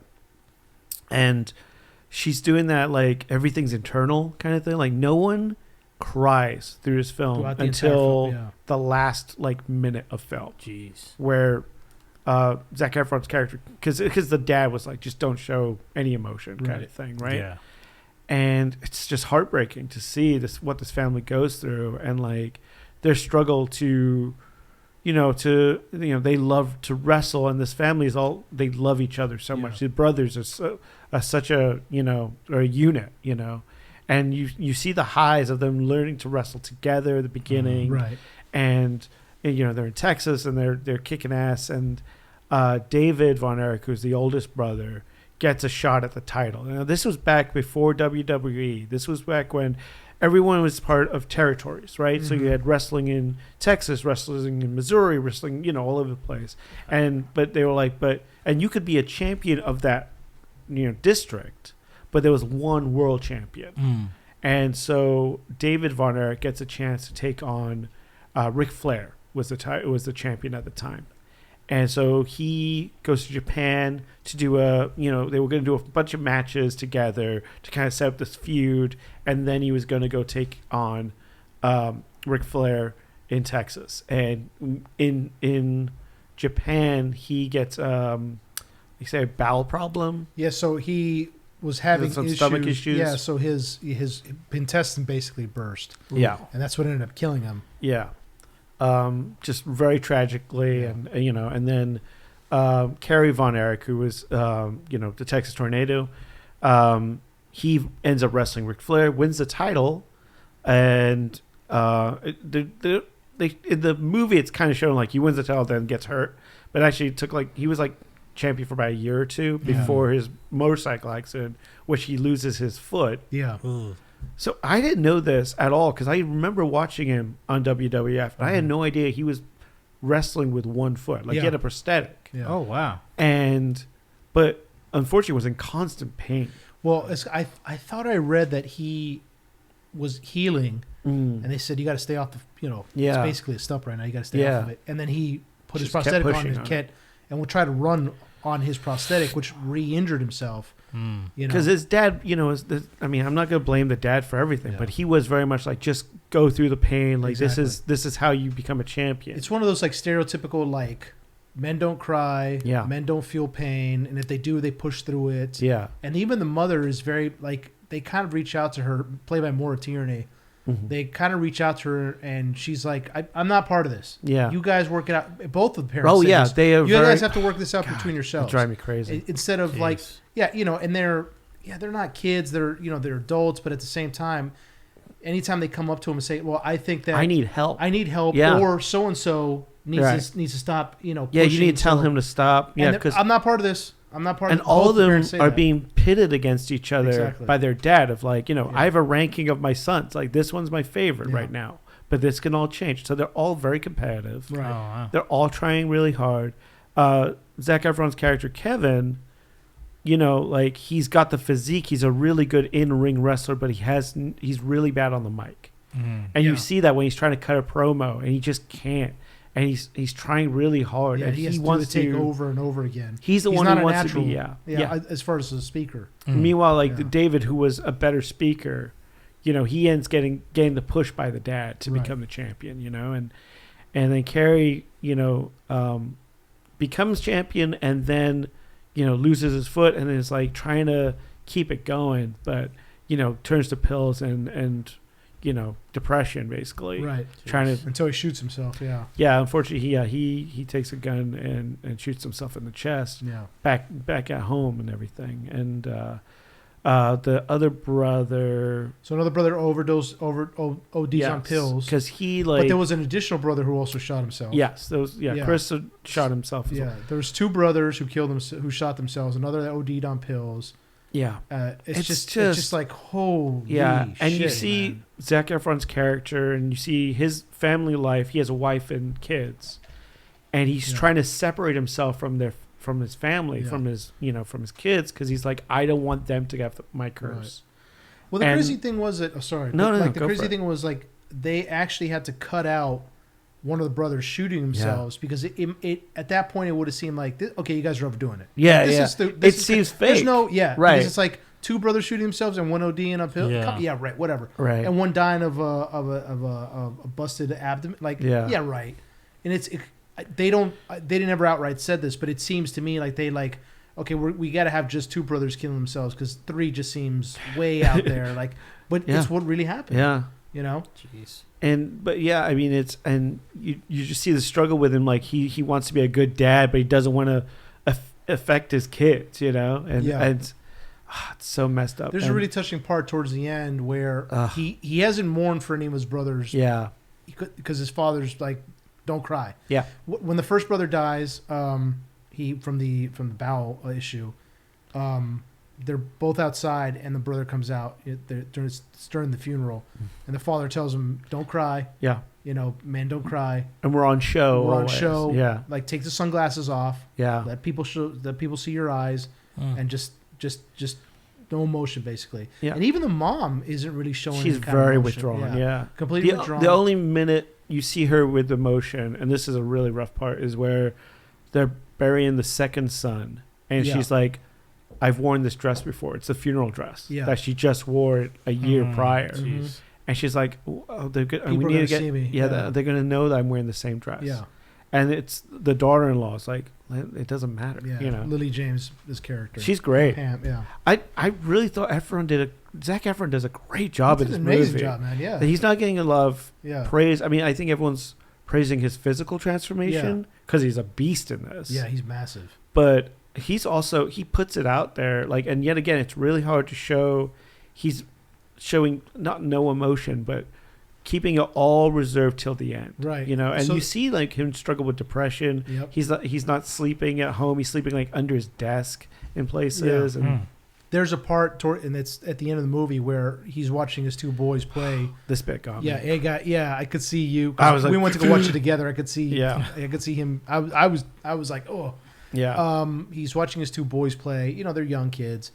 And he's just sitting there. They're like tossing a football. Yeah, tossing football around, and he starts getting emotional. And they're like, "Dad, what's wrong? What's wrong?" And he's like, "I'm sorry. It's just you shouldn't see me this way, crying." Yeah. And they're like, "What do you mean?" He's like, "I shouldn't be crying." For like, like, it's what do you mean? okay. Everybody cries. Yeah. We cry. And then he just lets it go, and he just holds his boys, and it's just like that's the movie ends. Well, like, the line that got me was when he turns to his boys and he goes, "I used to be a brother too." Yeah. I used to be a brother, and I was like, and the kids turn to him and say, "It's okay, Dad. You could be our brother." Yeah, with our friend. Yeah. Yeah, and it just that wrecked me so hard. I was like, oh man, because he just lost his entire family, and like the whole movie, all he's talking about is like, because they keep asking like, "What do you want to be? You want to be champion?" He's like, "I just want to wrestle with my brothers." Yeah, you know, that's all he cared about. Yeah, it's just. It's a rough movie. There was a good Christmas movie. Yeah, exactly. There was a part where it's supposed to show his brother, I guess Lance. Oh, the younger one. The musician. The musician, yeah. Yeah. He's going off and he's I guess he passes away and he like passes on to the afterlife and he's in this boat. And he sees his two other brothers on dock waiting for him. Yeah. And then there's a whole scene with them like embracing each other as adults. And then they see their younger brother who was killed when he was younger. And then he's a kid, so he doesn't really speak. And he hugs him, and it's just and they want to walk off. And it's just like, that line is like, "Oh, you're my older brother," you know, like. Yeah, it's just. Yeah. It's a well done movie. I think Jeremy Allen White was great. Jeremy Allen White is. I think one of the finest actors of our generation. And he's only been around like a couple years. Yeah, he was on Shameless. That's right, he was on Shameless for like 10 years. Yeah. That's right, he was on Shameless. And he was great on that show. He was great on that. Of course, The Bear is amazing. Yes, that guy, man, he just like whatever role he's in, he becomes that character. I'm not sure if we said it in a previous episode, but I think he would have been a perfect pick for Willy Wonka. Yeah, because he looks like put the hat on him, he looks like Gene Wilder a bit too. Yeah. So I don't know, and he could deliver that manic rage to me he seems like he seems like an Adam Driver type of like character where it's very hard for them to be kind of goofy. It's there's like a lot of like internal rage that they like project. Yeah, it seems So I think he does look like him though. That's good. Well, yeah. I think he would be able to pull off. I can't wait to see what Marvel character he gets cast as, and then ruined by Jonathan Majors. Yeah, exactly. Okay. Dr. Doom. He's Dr. Doom. I could see it. Right? Jeremy Allen White is Dr. Doom? That's a good pick. I could see him as Johnny Storm. Well, you know what role is open right now? What? Sentry. Yeah. What's it? So Stephen Yeun was supposed to be in the Thunderbolts movie. Okay. As the Sentry. That's right. He left. Yeah, that's right. And he said there was a conflict with something else he was working on, so he had to leave the project.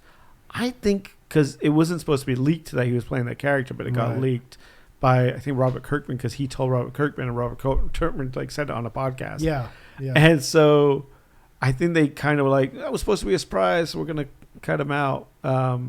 But you know, if you look at Sentry in the comic books, he's the kind of classic blonde hair, blue eye kind of kid. What if Jeremy Allen White plays a Harry Osborn or Eddie Brock? Ooh, that would be good, dude. Yeah, and Eddie I Brock. can see that. I can see him as Eddie Brock for sure. Yeah. Oh, that'd be interesting. That is good. That is good. That is good. Versus Tom Holland? Yeah. Ooh, interesting. Damn, that's good. So he gets a little more jacked than he did in this movie. I mean, he's pretty jacked. Oh, he is? Yeah. He's pretty jacked. Yeah. I look at watching the bear. The bear, he's skinny. He's got some muscle on him, but in this, he's huge. Right. Okay. Yeah. Yeah, he's pretty big in this. Give him that He's Eddie not Brock a tall crew guy, cut. but you know. Yeah. Phew. Yeah. But yeah, I can see it. Ironclaw is it's good. Man. It's a great movie. But it's a beast of a film to get through because it is like once, I mean, I think it's done very well where you see the highs and lows, but once the low starts coming, they don't stop. They cut, it doesn't and then they have a month of good times. Yeah, and for a while, it's like things are going good for them, and you're excited for them because they're wrestling. They're together. And then you see the rise of their family. Yeah, they're making money. They're doing well. The main character, Kevin Von Erich. Yeah, he's with his girlfriend. It looks like they're building a life together. Mm-hmm. They move in together. It's like, oh, things are just going so well, and then it just starts. Oh man, and then it just just snowballs pretty quick. It's a great movie, and then and I've been rewatching a lot of Tex Tornado old fights now on YouTube. And I was like, man, he did all these moves with one foot. I wanted to ask you about something because you're really good. You're a wrestling expert on this podcast. Okay, so I get that. I understand that it's not. And Lily James's character brings this up at one point. She's like, well, it's not real, right? And he's like, no, it's not. It's not real. But what's real is the crowd. Yeah, the crowd loving you. That's what's real. Yeah. So, but they didn't really explain how this works. So it's obviously all preset who's going to win, right? Well, the matches are predetermined. Predetermined, right? So but in the movie, it seems like it's not, because he goes in there and he gets body slammed by Ric Flair. During the movie they never say, okay, nobody ever comes up to anybody and says, hey, by the way, you're going to lose this match, you know that, right? Right. And then Ric Flair's going to body slam, then you're going to do this, whatever. Right. There's no choreography about who's going to win. Then Ric Flair body slams him outside the ring. He gets hurt, and then he's like, oh shit. And then at the end when he pretty much loses. Well, he says because the dad comes in and was like, "You weren't supposed to be on the floor that long in the back." When he got body slammed, right? But then he says, "I wasn't expecting him to body slam me." Right.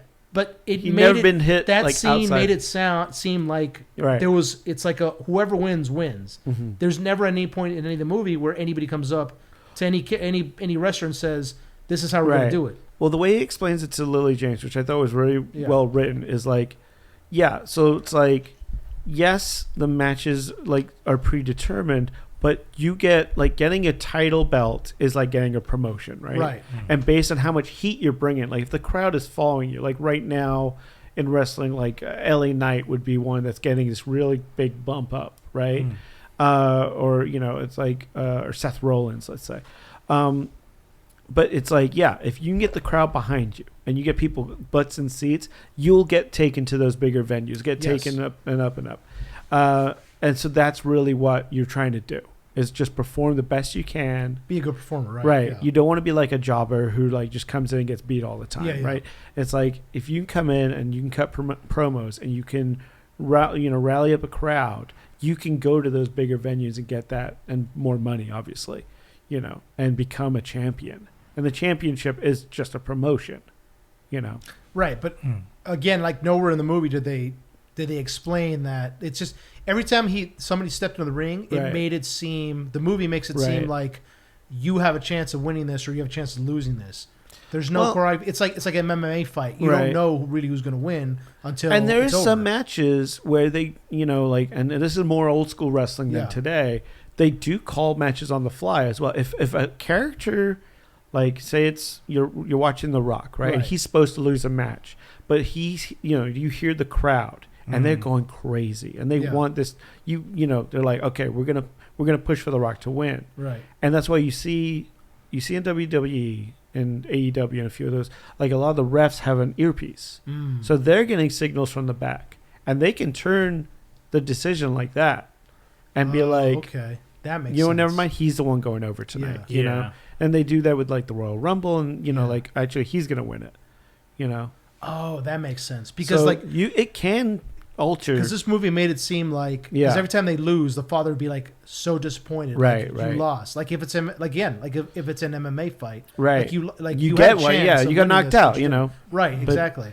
Yeah. So it just because again the entire time I was watching the movie, I was like, where's this being predetermined? Well, the dad had a lot of a lot of problems with the way the wrestling was structured back then. Yeah. Because he felt like he never got a fair shake. Right, exactly. From any of the other traditional. That made more promoters. sense to me because they said because he kept saying if you don't bring butts to seats, exactly, then they're never gonna want you to get that title. And so that made more sense to me that he's he's blaming everybody but himself. Yeah. Like, you just couldn't perform, dude. People just weren't into you. Yeah. But he blamed the wrestling. In his head, he was the Federation or Undertaker, whatever. right? Like Exactly. he was like, I was the best. Right. But it's like, no, And dude. they kept me down. Yeah, Even yeah. though it's like you said about Eric. Yeah. He's just wasn't a good performer. Just he had 2 of the 3 things, right? Right. And it's out of all Kevin, the brothers, you know, like if you combine them all, they made the perfect wrestler, right? You know, but like even Kerry, who, you know, ended up being in the WWF, probably was the most highest paid out of all of them. Right. He had the physicality. He was okay on the mic. He was all right. But then, like, how many people know about Texas Tornado today? Yeah, you know what I mean? Like, he didn't have that. Like, there's No. only a few, like, can be a Hulk Hogan or a Stone Cold or, you know, like. Or even Ric Flair. Yeah. you Yeah. know? Yeah. There's a great part. There's a great part in that movie where he just lost to Ric Flair, and they're sitting in the locker room, and his father's very disappointed at Kevin. Yeah. And Ric Flair comes in, and he's like, "Woo! Hell of a match. He's a hell of a match. Yeah, let's go get fucked up." Yeah, Yeah, and yeah. that's where it's like, okay, they're obviously this isn't real. Yeah. You know, they're just kind of they're kind of, and he even says like, "Hey man," he's because he gets Ric Flair in the Ironclaw. Yeah. And he and- just keeps it going. Yeah, he keeps it going. He's like, "Man," and Ric Flair's like, "I didn't know you had it in you, man." Yeah. Like, hey, you put up a good match. Which I've heard actual wrestlers have an issue with that scene because if back then they were very much about keeping kayfabe, which is like, you know, making sure that people like good guys and bad guys never hung out together, right? Mm. So you never see. So Ric Flair being in that locker room would never happen in real life. Oh, okay. Like they would never hang out for a drink after because they were very much about keeping that illusion going. Oh, okay. I didn't Like know they wouldn't that. even like wrestlers like WWE wrestlers. They have like 2 vans, right? So it's like you'd have all the heels in one and all baby faces in another. Baby faces. That's what they call the good. Yeah. If you're a goodie, you're a baby That's- face. Yeah, it's an amazing movie. It's just I want to keep going. Yeah. Like I wanted. We have a lot more to cover today. Yeah, no, but I just one more thing. It's I read Kevin Von Erich. Apparently he's just recently defended his father against the movie. Oh wow. Where he was just like, well, the movie puts a lot on him. It really wasn't all on him. It's just like I don't know, you know, the backstory of it. I don't know, but it seemed like he was kind of like, you know, it's battered, person syndrome. Unfortunately, it kind of. I don't know if that's what it is. You wouldn't want anyone bad mouthing your dad. Exactly. You know, but it's like he definitely is the villain of this movie. Is it based on a book though? Like it's adapted I think from a he book? did write a book. I think Karen Von Erich did write a book. Yeah, about it. Yeah, and they turned it into him.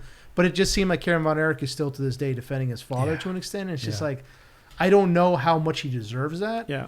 But it doesn't seem like he does deserve it. You know, but he was basically saying the movie was too harsh to his father, and I was like, was it, dude? Like, really, was it? I mean, well, I hope it gives. I mean, because I know Kevin Von Erich has 2 sons that are wrestling in AEW right now, and I hope it kind of promotes that family a bit more because I feel like, man, they should get their dues. You know, they put, you know, 3 generations of wrestlers right there. You know, so hopefully it gives them a little bit of push. I know that Kevin Von Erich went on AEW and like went in the ring with his kids and actually performed the Ironclaw on someone, and you know, it was a nice little moment. Right. So that's awesome.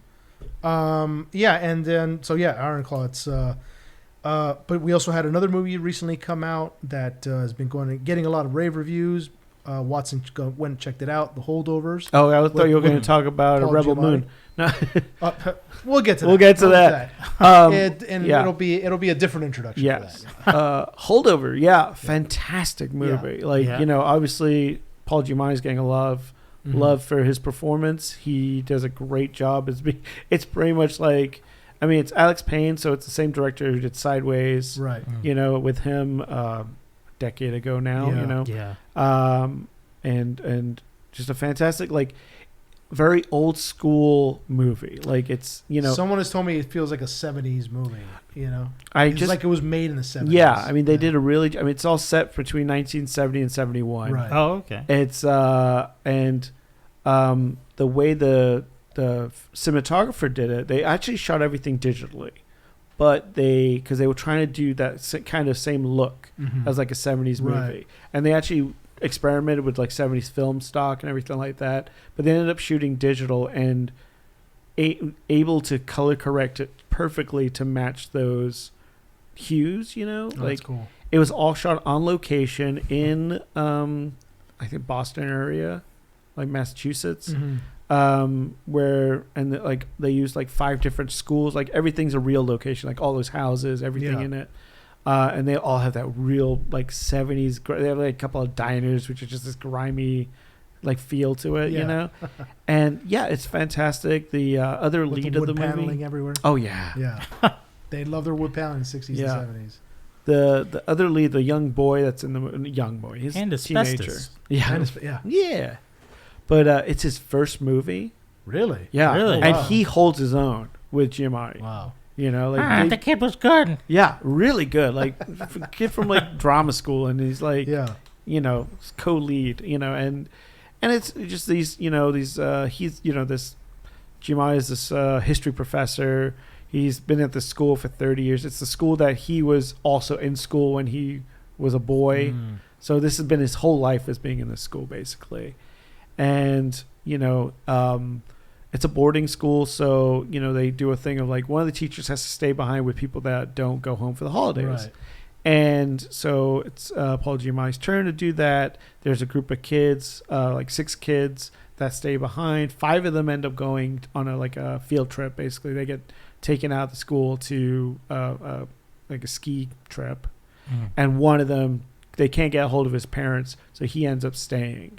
And so it's Paul Giamatti, this kid, and like the better term lunch lady, basically, are your main characters, and just how these 3 people that seem so very different, you know, kind of form this little family dynamic. You know, it's really well done, man. It's one of those movies, like I don't think it's meant to be a Christmas movie, you know, but it's gonna be one of those that's gonna get played every Christmas. Okay, you know, it's not like an Elf, but yeah, exactly. It's the Christmas Vacation, and you just see like Paul Giamatti's character really doesn't want to do anything with these kids, and he kind of opens up. And then you find out this kid's like really kind of troubled. He gets in fights all the time, and he's really smart, but he is just a troublemaker. And you kind of find out why through the course of the film. Right. Yeah, just really damn good. He just recently lost his parents or something, right? Something like that. Yeah. So his mom is newly married and doesn't really want anything to do with him. So she kind of just leaves him in boarding schools, and you know, and yeah, it's just, and you just see like he's on anxiety medication and stuff like that, which is the same thing like Paul Giamatti's on. And, you know, it's so you just through the course of the movie they realize like how similar they are. Makes sense. There was one deleted scene where we crushed those anxiety pills and we snorted them. Get out of here, Paul Giamatti. I told you not to come around my house anymore. Damn it. Well, he smelled the In-N-Out that was here and was like, sorry, I was walking around with my Golden Globe. I love that. Have you seen those? I saw that. He went to In-N-Out after he won the Golden Globe. That's great. Yeah. Hey, you know. I just want a double. He probably thought the food at the Golden Globes was shit, you know, because I'm sure it's like tiny little portions. Sushi. Yeah. It's like, I smell like freaking fresh. What the hell is this? I'm going in there. It's like that was just one bite. That was it. You know, that's a main course. 2 bites. NBC. But yeah, I want to check it out. I've heard good things about it. Yeah, it's a really good film, and awesome. I think it's less than 2 hours, like all the way through. It's like not like a long, you know, it's not like one of those 3-hour epics. Okay. But it's really well done, and just like good acting, good filmmaking, like across the board, just like good. Solid. Going into the opposite now of everything you just said, Rebel Moon Part 1. Wow, yeah, buddy. That came out. That happened. That dropped. Netflix give Zack Snyder a blank check. And was like, make your movie. I wanted to check this movie out, but then I was apprehensive about it once I had heard some things, and then it came out, and I was like, really? That's what they're doing? It's basically just Star Wars all over again. Well, it started out as his Star Wars script. Right. Like he wrote it and handed it to Lucas. Like, I want to make this Star Wars movie. They were like, pass. Yeah. And he was like, well, fine. Yeah. I'm going to make it anyway. I'm sure they passed because it's like, this is just what we already have this, dude. We already did this. It was called Star Wars, bro. Yeah. You know? And then it was called Rogue One. Like, it's the same, you know, like that kind of, it's the Magnificent Seven, right? Yeah. It's like, Seven Samurai. Yeah. It's like, we're going to create a team to save the village. It's the same fucking story I've heard a million times. But this time we got like space vaginas. Yeah. That opened up to let ships through. I mean, I've heard things that it's just, it's supposed to be that a lot of these movies are based on character interaction, right? Yeah. The chemistry between that One Piece, for instance. Yeah. Right? Mm-hmm. Like everybody loves One Piece. We didn't even talk about One Piece show the last episode. I thought it was like one of the best shows of 2023. Yeah, that's right. Yeah. One Piece. There you go. There you go. But One Piece, nobody likes One Piece because you got Rubber Boy. Right. Exactly. It's because of the characters and their chemistry and how they interact with each other and their friendship and they form this family. Yeah. So I've heard that this movie does that. I haven't watched it yet, but I heard this movie does that. They take the lovable rogues, but then they don't really do anything with them. No, and they're just moving around. That was the most frustrating part of the whole thing. Was it's a lot of fetch it quests, right? Yes. It's like so you got the main character, and I love the cast. The cast is great. Looks like a good cast, yeah. And then so there's this little, farming moon. Mm-hmm. And the evil Imperials, and we're gonna call them Imperials because they pretty much are, right? Show up and they want to take all their grain. Yeah, it's you know what it is? It's fucking Bug's Life. You see Bug's Life? Yeah, this is the exact same movie. Right, yeah. God damn it! And so you let one ant. I know exactly, and they even got like a cantina scene. Jesus Christ, this movie rips off. They also have a weird droid in there. I like the droid idea of like it's a pacifist droid. Yeah. Like, they were built to be fight for the emperor, and then because of the AI, they decided not to. Yeah. But so now they're just like lugging stuff around because they don't know what to do with it. But I heard the thing like runs off at the beginning of the film, doesn't show up again until the end. Oh yeah. Yeah. Yeah. That's what I mean. It's voiced by Anthony Hopkins. Yeah. They don't really do anything with the characters. No, none of the characters do what they're meant to do. Like they all have these really cool intros to each character. Like, this one can tame fucking beasts. Like he's the beast master, and like, does he ever do that ever again in the movie? Nope. Yeah. This woman has cool like cybernetic pieces and has like flaming swords. Does she use any of that shit through the movie? Nope. Yeah.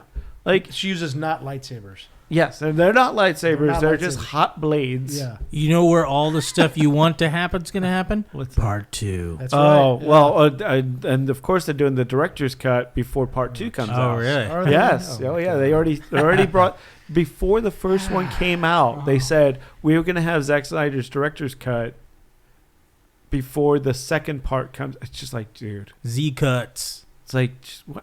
And this is like. Hey, Netflix, you didn't have to make a PG-13 version. Right. Oh, yeah. Right. You're just you can just fucking put it out. You do whatever you want. Yeah. You literally give Snyder a blank check. Yeah. It's like HBO. And told him to use as much slow-mo as he can use, which he does. It does a lot of her. And also, I've seen clips of the movie, and it's still that filter, that mud filter. That he loves like, that shit. Why? He loves like golden and just bronzy looking. Guys, he's colorblind. Stop making fun of him. he's stop hiring colorblind GPs. That's all he sees is that color. That's what it that's the thing is like. You have a universe where you could do anything. Anything. You can make up anything. And you're doing, the same shit we've seen. Like, oh, man.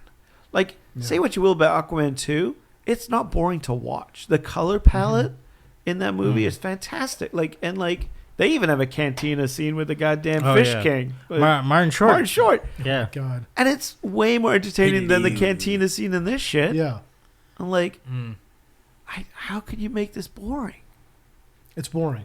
Oh, Rebel Moon? Yeah. Boring as fuck. Really? Yeah.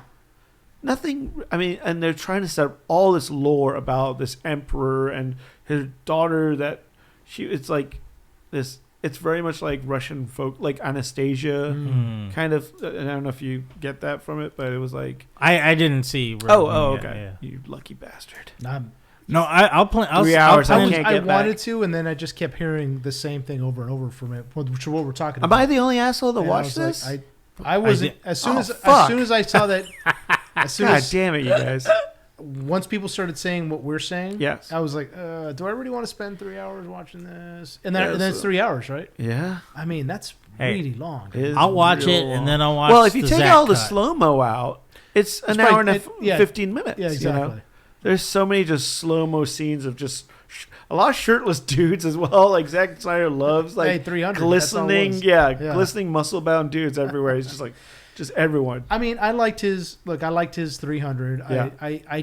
I'm one of the people that defends Batman vs Superman. Yeah. I'm one of the people that defend that. Not all of it, but a lot of it. And I've told you guys why I defend it. But once, he started kind of repeating the same thing over and over again. I was just like, Sucker Punch. I was like, what? As soon as I saw that, and I was excited to go see Sucker Punch when that first came out. I was like, oh, it's Zack Snyder. He just come off of 300. This was even before Batman vs Superman. Yeah. And I was like, oh, Sucker Punch looks really, really cool. I love the actresses in that. That should have been the first red flag. Yeah, exactly. He wrote that. That was the first red flag because I saw that and I was like, I walked out of the theater like, what the fuck was that? It was a lot of video game cutscenes. Yeah, I was like, I don't know what that was. Are they in the real world or is that a make-believe world? I don't get it. Hey, man. It's whatever you want to make of it. Exactly. So I was like, okay. Everybody, stumbles. Okay. And then I kept giving him he's like a gym bro who is trying to be like he wants to be Nolan so bad. Exactly. Or like, wants to be Nolan so Dune. Like he wants to make his version of that. But he's like, this gym bro just doesn't know how. So he's like, fucking slow-mo everything, bruh. And then the other thing was just gonna make everything gold, bruh. Man. And then he just like all the movies, like he definitely has that Zack Snyder touch to his movies, which is good and bad because like as soon as you see it, it's like, I don't know how long the CGI is gonna last. Like Sucker Punch, like I don't know how well this is gonna hold up. Dude, right. And so then he did Army of the Dead, and I was like, what the fuck did I just watch it? And I was like so pissed because like. I wasn't expecting a whole lot from that movie, but I was definitely expecting better than what I got. Yeah, and the weird it's gonna have time travel loops, and did you see all the like some of the zombies in that are also cyborgs? No, like he's like, Jesus dude, some Christ, of the cyborgs. no. So if you watch, he lost me he lost me with pregnant zombie woman. He lost me. I was like, what? Oh, from the Dawn of the Dead? Army of the Dead. Oh. Dawn of the Dead had cyborg. Yeah, you remember the Dawn of the Dead, the first one, no, the first movie did. There was the pregnant lady, and the husband like tied her down because she was turning into a zombie, and then he gave birth to a zombie baby. Yeah. The Dawn of the Dead, right? Yeah. We talking about cyborg zombies. No, that's in Army of the Dead. Oh yeah. I was like, okay, yeah. Then Army of the Dead. Okay, no, but Dawn of the Dead made a little more sense because she was pregnant when she got bit. Yeah. Well, that's James Gunn writing it. Walking Dead does something very clever with that. It's like, oh no, the fever that turns you into a zombie, that kills you and resurrects you, that just kills babies. They don't handle it. They can't handle it. So that's a smart thing. So you have to deal with something as ridiculous looking as a zombie baby because a zombie baby looks ridiculous. Well, I will rebut it because there was a show on, I want to say it was like the Sci-Fi Channel, but I think it was on, I forget what streaming.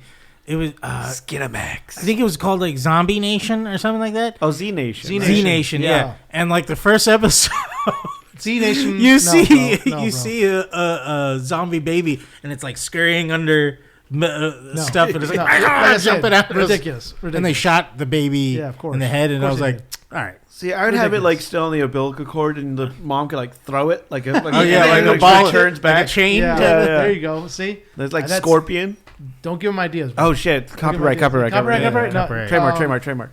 But in Army of the Dead, we'll edit that out. Yeah, Army of the Dead, the zombie queen gets pregnant, and I was like, okay, that's it. You lost me. Yeah. You lost. Oh, this is ridiculous. Right. This is ridiculous. You lost me. Fuck! I fucking forgot that. Hey. As soon as I saw that, I was like, I don't want to watch this anymore. Yeah. I paused it, went to go do something else, and came back, and I was like, I've invested too much in this. What if she really wasn't? She was only like half dead. No, she's dead. She's fully dead. She's like, no, she's fully dead. What if she's fully dead? No. That's it. And maybe who impregnates her? Another zombie, the Zombie King, who's also a dead man. These are different types of zombies, though. They're not like. They're technically dead. Oh, because he's like the alpha zombie, right? There was something about that. Whatever. Yeah, something like that. Sometimes when you got it, you got it, man. Bro, you gotta show these guys got a case of not the gays, man. He's gotta fuck that zombie bitch, right? That's the Jim Bro mentality. Yeah, you're right. That's exactly what it is.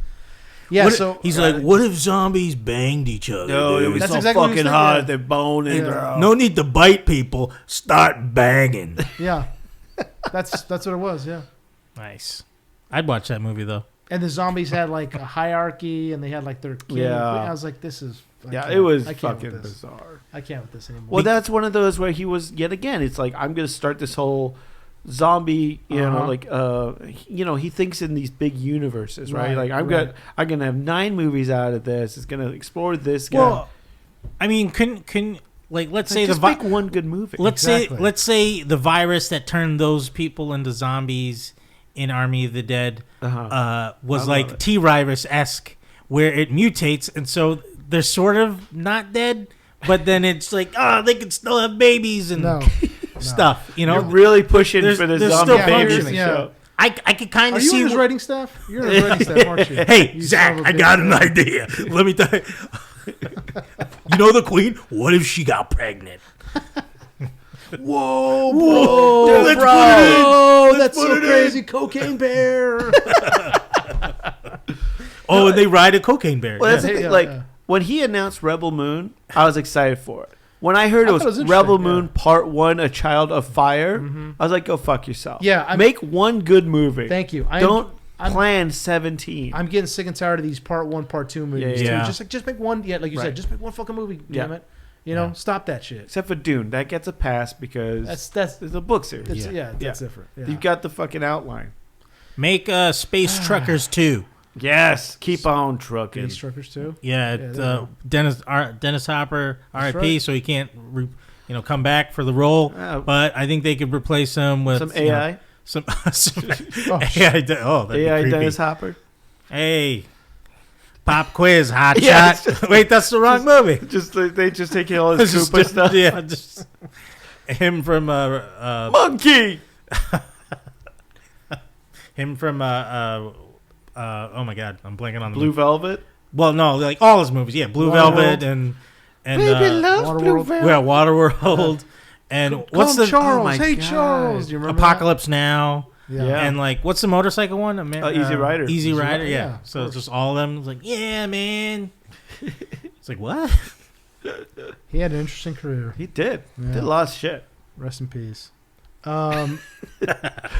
didn't just die. It died like 6 years ago. Hey, but still, you know what? Still. We don't want him. We weren't on the air. We weren't on the air 6 years ago. We're telling him to rest because we don't want him to. Yeah. We don't want him to come out of the grave. He was like, "Oh, you're right."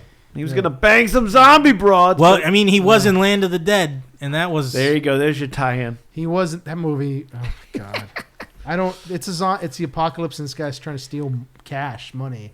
What are you doing? John Leguizamo, baby.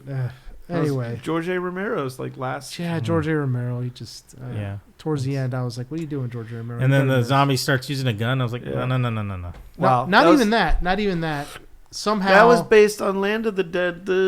Was it Bub, the zombie that saluted? The saluted at the end, yeah. Which really? They were starting to get cognitive powers again. Yeah. Okay, so then it would have turned into Resident Evil at a point, or Army of the Dead. Well, yeah, and they could eventually have babies. Yeah, No, Zach, Chad. you're not bad at this. You're ahead of the game, baby. Writing staff. Head of the game. Hey, give me a job with him, dude. Damn it. Hey, Zach, my buddy, he's not a fan of zombie babies, but he's good. Yeah, he's good. Yeah. Yeah. How about zombie aliens? Whoa, dude, bro. Wait, if Ridley Scott's alien impregnated a zombie, dude. Oh shit, Xenomorph zombie. Zombie Xeno Baby Part 1. Yeah. Xeno babies. Xeno babies. Kirby, what's wrong? Oh man, I would watch that. I would totally watch that. There's another Aliens movie coming out. That's happening this year, right? Yeah, it's happening this year. God damn. Doesn't it take place in between 1 and 2, and it's her daughter? Or is it not her daughter? Well, that's the game. Yeah. Oh, that's the game. Yeah. Yeah. I was hoping that's what they would do. Like, I wouldn't mind like a backstory to LV-247. Yeah. You know, like how that colony got destroyed. They tried to do that with Prometheus, and that was not good. That was fun. It was okay movie. It was okay. Chad, wasn't. It's all right. No, it's not. Chad. Yeah, it's not. That movie doesn't make any sense whatsoever. Me and Ridley are gonna be chewing popcorn and watching movies. Like, you know, Chad, you're the only one who believed in me. I'm like, get it. You're literally be the only one. And you'd be like, what if your fucking alien came out of a zombie? Oh, shit. My buddy Zach's here. He's into it. Yeah. Oh, my God, dude. You guys are all just high-fiving. We'll give the xenomorphs the French accent that you didn't give Joaquin Phoenix to Napoleon.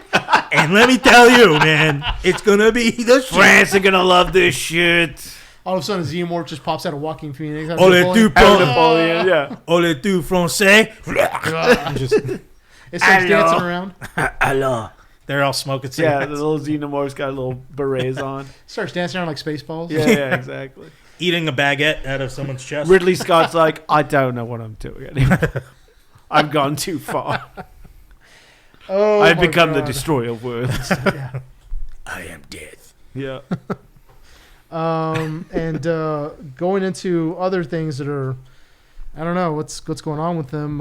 Watson, you want to talk about the Doctor Who Christmas special? Oh yeah. So what did you? I'm not a Doctor Who fan. You guys not big Doctor Who guys. I'm not caught up. I was on the Matt Smith era. Well, I'll tell you what. What's going on? This latest Doctor it's a great place to start off because the first episode, which was the Christmas episode that just aired, it really feels like we're starting off from the beginning again. Like it seems like they I mean, obviously there's 60 years of continuity with this character, right? But this kind of feels like it's a new, fresh take.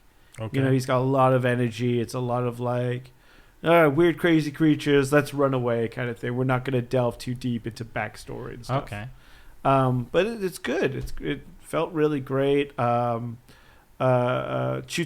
Nyanga, I want to say his last name without butchering it, is the new Doctor. He's phenomenal. Like I said, he's got great energy about him, and I'm excited to see where this show goes from here on out. Yeah. So, what's his name has been replaced again? Tennant is gone again. So the new Doctor is Chuti Nyanga. Did you watch the 10 episodes where he came back? I did, yeah. What did you think of those? They were good. Yeah. There was 3 specials for the 60th anniversary, which, yet again, kind of like very good, like one-off episodes. Like each one wasn't really connected to each other. They were just like the first one was, I'm trying to remember now. Yeah. I mean, there was like a really good like bottle episode where he's at the edge of the universe, and then the last one has Neil Patrick Harris playing the Master. No, he plays the toy maker, which is kind of like the Master. Where he's more like a Mr. Mxyzptlk kind of character, you know, like it's kind of like space imp kind of thing, and it was really well done. So, and it was good to see. I mean, obviously, like Tennant is the high bar for the Doctor. I think for me, like he does such a great job with it, and it was good to have him back and get a really nice conclusion for that character. You know, because a lot of people, when he left, felt like there was a lot of story points that were kind of left on the table for him. You know, and. I mean, I wasn't sour on it. I was sad. Right. I was just sad to see him go because I liked his Doctor so much. Yeah. It wasn't more or less the stories were kind of untouched because I knew that would continue with the new Doctors. Yeah. So. I mean, I think you could, I think you could jump right into the 60th anniversary specials for him without really watching like Jodie's run. There might be a little bit. Or Peter, what's his name? Oh, Capaldi. Capaldi was pretty good. But I mean, I like cranky old man Doctor, so that's... No, I always like the... Yeah, because that's... I mean, I'm old school. I was one of the few who didn't mind Eccleston's... I like this angry Doctor. I would love Eccleston to come back, but he will never... No, he already said, like, the only way is if Russell T. Davies dies or something. Oh, like, wow. Jesus. Yeah, he's sour on the whole thing, so... and, you know... probably rightfully so. How is the new... I heard there's a new Sonic... so the Sonic Screwdriver, which is kind of Doctor's one tool. So they've changed the design of it. It used to be very much like a wand kind of looking device. This looks more like a remote control. if you will. So it's got this really cool like buttons, or is it like a yeah, I mean, like it's kind of like this flat rounded shape to it. It's got like multiple pieces that kind of fold out of it. Oh, okay. It's an interesting design, and the way I think of it is like I think like, okay, so kids playing at home, like when you're a kid and you want to pretend you had a lightsaber, you'd find like a flashlight or something, right? Yeah. Yep. And it's like, well, everyone's got a remote control at their house, right? So if you want to be the Doctor and play the Doctor, this is real easy to grab a remote control and run around, Okay. That's the way I see it anyway. Yeah. But yeah, no, I'm digging it so far. I mean, there was only one episode, and then the rest of the series comes back, I believe, April. So also two things. One, what number? Because I know they kind of redid the whole. He has more lives than 13 lives now.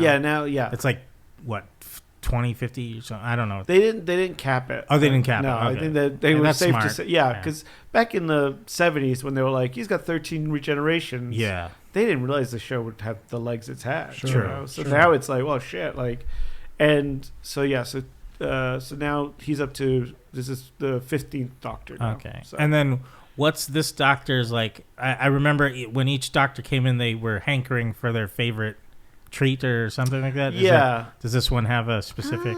Not yet. Not yet? No. Okay. Yeah, but it was interesting. Like you see him first, like dancing in a nightclub, which you never really see the Doctor do before. Yeah. And like he's got this young energy, which we have, and I mean, I don't want to spoil too much of the Tenet ones for you, but they do kind of like that kind of like tortured soul aspect of the Doctor, where they kind of do some therapy for the Doctor in a way. Interesting. Okay. Where he gets to kind of let that go, that element of like, I'm this tortured spirit that roams the galaxy, and now he's just kind of out there having fun. Oh, okay. Do you think that's a good?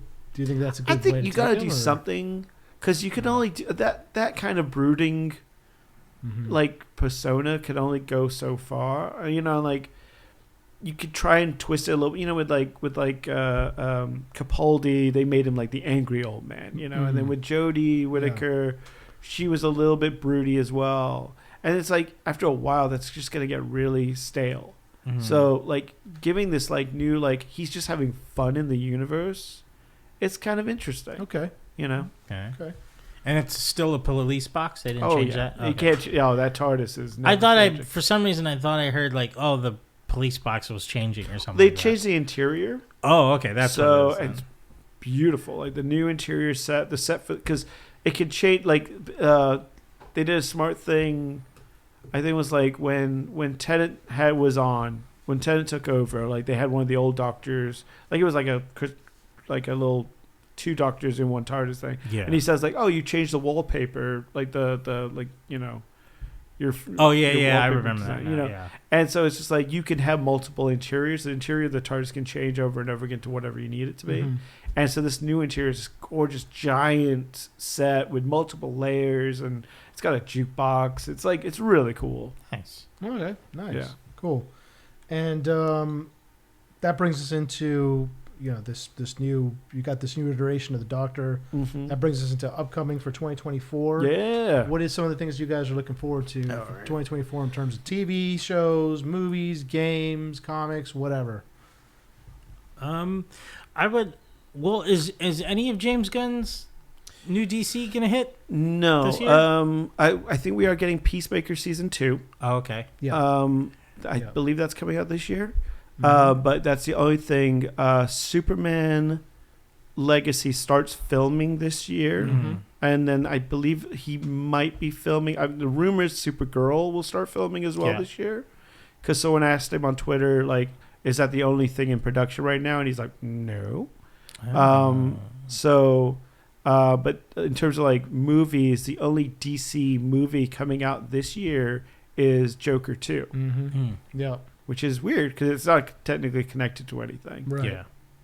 And I believe the only Marvel proper movie, like Disney Marvel movie, is Deadpool 3. Wait, isn't Penguin this year? Penguin, yes. Penguin, okay, yeah. TV I'm looking show. for the Penguin. HBO, I'm definitely looking for that. Yeah. No, that looks really. I mean, like, I'm really interested to see where that goes. Yeah, me too. And like the rise of the Penguin as a crime boss kind of thing, which I would have loved to see with a Kingpin show, but definitely. But I'll take Penguin. Yeah, me too. Colin Farrell's always entertaining. And also, I would love. Interested to see if they try and fold in any other villains like Batman's. Rogue Well, I think they're Gallery. gonna try to lead up into the new movie too. Yeah. So there might be inklings. Yeah, which was it the latest rumors of that Hush is the main villain? Yeah. Oh. And then there was, I don't know if the rumors are still true with Clayface possibly being. I mean, I would love Clayface is one of my favorites. Yeah. And we've never seen him in a movie, in a live action movie. Well, it's and just I thought it's something we were never going to see in the Matt Reeves movies. Well, that's the thing. They seem very grounded. Yeah, is he going to go full on? No. Like I expected it more from like if Affleck had a series of movies, we would have gone we into would have something weird. Yeah, for sure. No. But I don't know. Hopefully, we'll get the full mud monster. We almost got a Firefly. Yeah. Yeah. I know. I will say though, if we ever did get the muddy Clayface and the actor version, the Mud Boy, I would want him to be voiced by Ron Perlman because he did such a great job in the animated series that I was like, I don't hear any other voice for Clayface when he is Clayface. Yeah, that would be good. Put him in the full prosthetic mud suit. Oh, that'd be great. That'd be great. He'd be like, "Yeah, I did it for Hellboy." Yeah. So I'm 70. I don't care. Let's do this. Yeah. I can't wait for the Boys to come out. Oh yeah, Boys season 4 looks great. Mm-hmm. It's man, that show is never disappoints. It always throws me for a loop. Yeah, that show, like, that's it. They can't top this, and they throw some crazy shit in there. I'm like, oh wow. Did you guys watch Generation V? I haven't. No. Okay, I haven't. But I know it leads into season 4, so I gotta watch it though. Yeah, me too. See, my worry, and not really a worry, but they keep to like trying to outdo each season, kind of grossing. Exactly. That is a problem. Do a new gross thing. Right. They literally had a guy like expanded someone's dick. Penis, exactly. Because he sneezed. Yeah. And then that's what I was. Well, do you think that's Seth Rogen, or do you think that's? I mean, like, I don't know how much control he really has, but I just don't. I don't want that to be a trend. No. But the thing is, they do it in Generation V as well, which is really funny. Really? They have a gross out moment, which is pretty ridiculous, but. I don't want to ruin anything for you, but it does involve someone's dick. Of course it does. I mean, there was the dick in season 3. Oh, the love sausage. Yeah. Oh, right. As a character, I love that love sausage. Well, also the didn't the guy climb inside? That's what we're talking about. Oh, okay, I thought love sausage. You were talking about the guy with the giant penis. Yeah, it's supposed to be like that is love sausage. Character. Oh, okay. Yeah. That's the character's name in the comic. Oh, okay. I didn't know. He's like he's basically like a Russian superhero. Right. Nice. Very nice. I mean, that's Boys is definitely something. You mentioned Joker. I'm looking forward to that. I don't know how well it's going to be. I mean, we'll see. Hopefully, I don't think. There's no way they can top the first one. So Also, I'm prepared to be disappointed, but in a good way. I'm like, Do you mind that it's possibly a musical? I kind of do. Yeah. I was hoping just because you've got a stellar you've got Joaquin Phoenix and you got Lady Gaga, two stellar actors. Yeah. Mm-hmm. And I was just hoping to see a crazy relationship between those two, like this insane couple. Yeah, like how they get together, how they natural rise. born killers kind of vibe. Yes, exactly. Yeah. That's exactly what I was hoping. So, I mean, I don't know how. I think it might be a lot of fantasy sequences. Exactly. Yeah. We'll see how it goes. We'll see how it goes. I'm preparing to be disappointed though. Like, that wasn't exactly what I was expecting. Mm-hmm. So, I'm not going in there with any high expectations, unfortunately. So if it is good, I'll be like, okay, good. I'm pleasantly surprised. Gladiator 2 is Gladiator 2 at the end of the year. Yep. Yeah, I mean, it's the rumors is it's the main character is Russell Crowe's son. Right. No, it's the son of the queen. From Right. The Yeah. Lion. It starts with an L. I'm blanking on it. I think it's Linus or something like that. Or Yeah, I know. Lucas. That's his name. Yeah. Lucas. Sorry. He's gonna be the gladiator in this next one. But what I really hope is, since Denzel and I was like, please let him be the main bad guy. Like nice. if he's, I don't know, he probably wouldn't be an emperor, but like maybe he's from a different country invading, or Right. I don't know, something that might, because I think he whatever scene he'll have is very, unless he's a gladiator too. Could be a gladiator with the younger actor. So I don't know. Yeah. But either way, I'm seeing it more for him. You know what Denzel would say about it though? What? He'd say that Godzilla versus Kong ain't got nothing on me. That's right. Well, it's you know, and that's coming out. That's my segue. Oh, well, there you go. I mean, all right, okay. But I was just gonna say though, Russell Crowe's in the first one, Denzel's in the second one. There's a connection of both of them. The American, what's that movie? American Gangster. But also Virtuosity. I mean, but that was their first union, Yeah. and then That's right. American Gangster. That's right. Yeah. They came back together, and so like, I wonder if Russell Crowe's jealous. Like, damn that Denzel, he's good. I wanted to be in Gladiator 2. Put me in 3. He could have been a ghost. Russell. A full spirit. No, he's just He talks to him. He'd just be like, he'll just say, "Turn him back to the Republic." For Marcus Aurelius, your grandfather wanted it. I think that would be interesting. Yeah, I guess. Yeah. Or I hope what's his name comes back. The bald. I always forget his name. He's the one who buried his little family in the end. He's like, not yet. He's in Blood Diamond. Diamond Hunsu. Yes. Hopefully he's back too. Yeah, I mean he's alive. Did you see him in? You didn't see Rebel Moon. I'm the only fucker who's watching it. He's jacked in Rebel Moon. Yeah, I saw he's in it. He's like ridiculous. I was like, Jesus, and he's got to be in his 50s, 60s. Yeah. I mean, we're talking about and he plays like a weird gladiator in that movie. Yeah, and then it's never used. That was over 20 years ago. Yeah. Yeah. So his character could be in that world too. There you go. Yeah, I'm sure he'll make an appearance. Yeah. Anything else excited for upcoming in 2024? Oh yeah, I got a bunch. All right, let's do it. I got a bunch for television. Airbender, the last Airbender show is coming out. Oh yeah. Sure. I'm excited for that. I love the anime. Yeah. I mean, I don't know if you guys watched it. I just started it. Oh, okay. So I'm making my way through it because people were like, I can't believe you haven't watched it. I was like, I know. Well, I mean, my favorite news is they hired the voice actor who plays the Cabbage Guy in the show to be the Cabbage Guy in the live action. Oh, really? That's great. Which I'm excited about. That's cool. If you don't get that reference, Cabbage Guy, check him out. Cabbage Guy. Also X-Men 97. Yes. Cartoons coming out. Yeah, I'm also partially worried though. Yeah.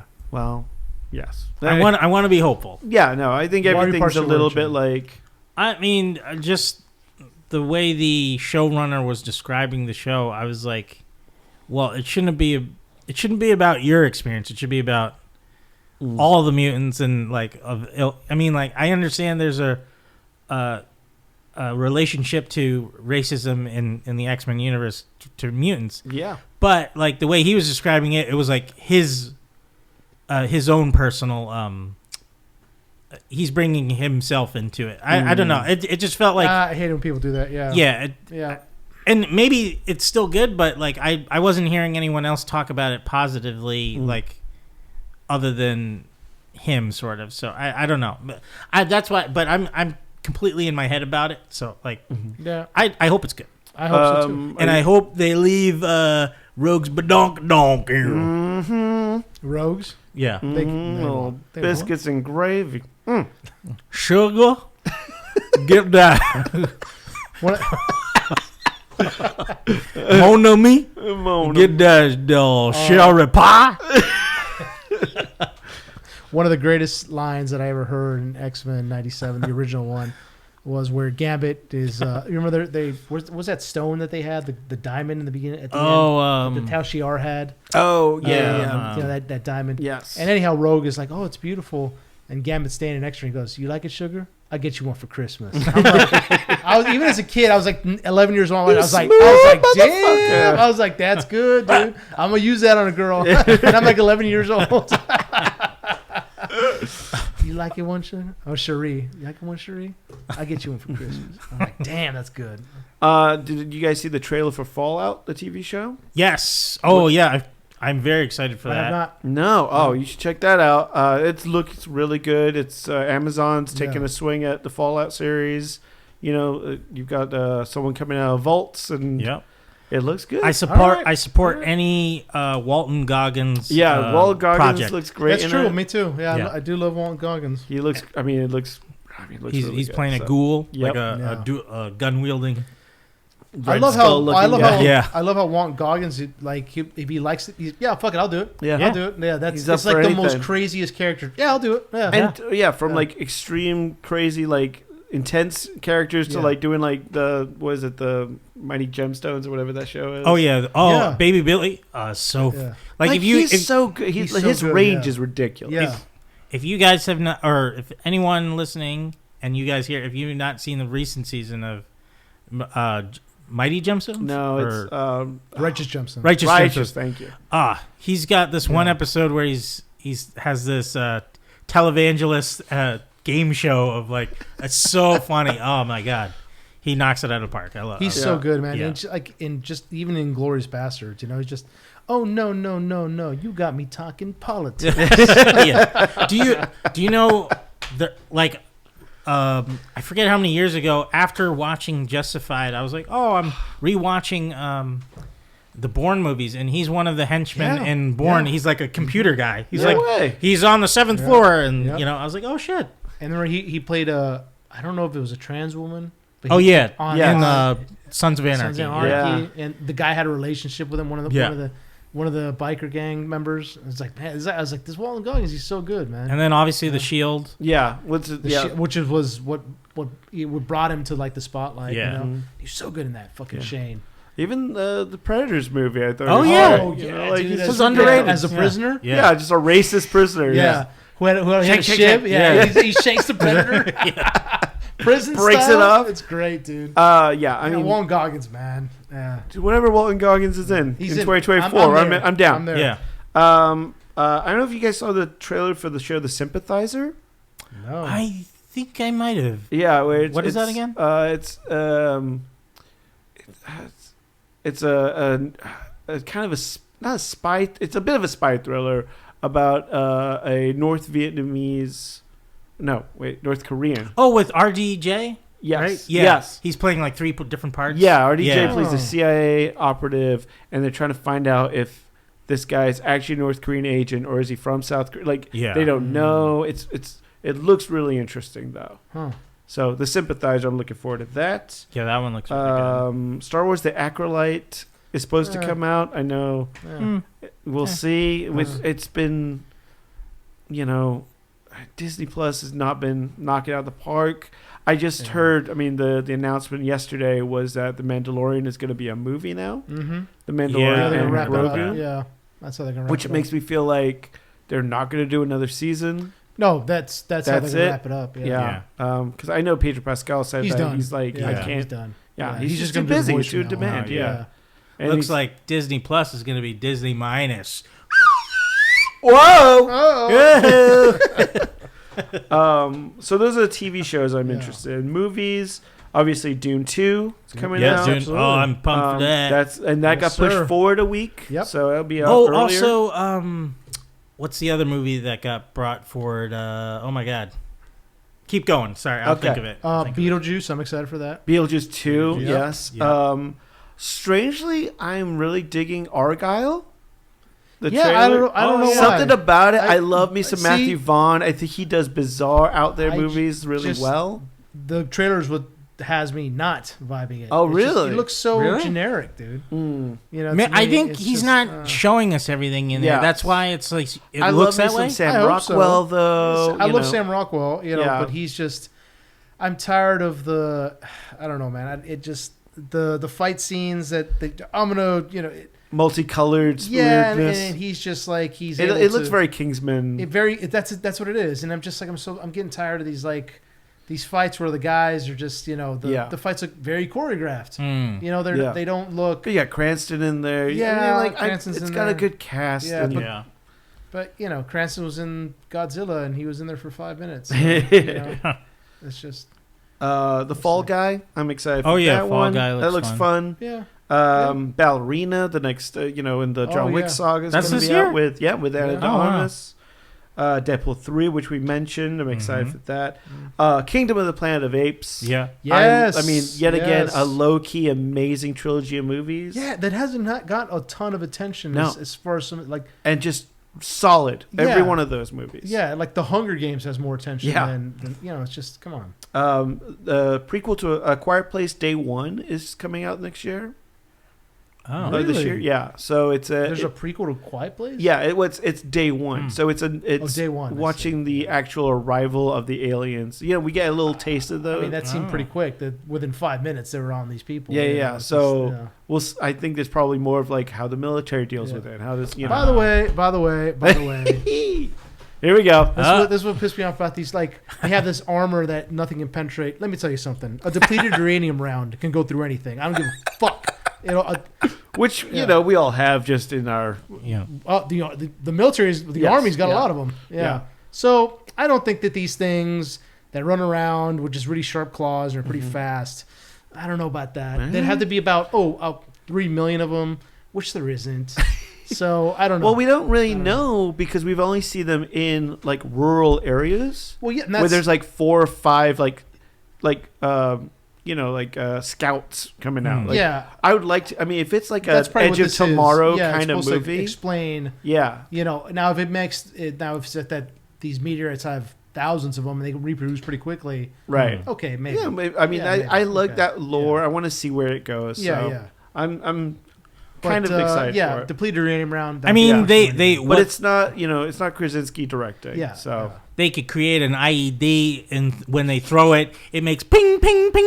Creates a sound, and then they come into the sound, kind of Left 4 Dead, if you remember Left 4 Dead, the pipe bombs. Exactly. Yeah, just have that explosive make the noise, and they all come in, boom, yeah, exactly. Bomb, problem solved. Tactical nuke. Chad's in our science department coming up with rounds. Nothing's good, and it's a tactical nuke. I don't give a fuck what kind of armor they got. They're gonna be gone, dude. They're gonna be gone. All right. Just send Jack Bauer on it. Yeah, he got him. Exactly.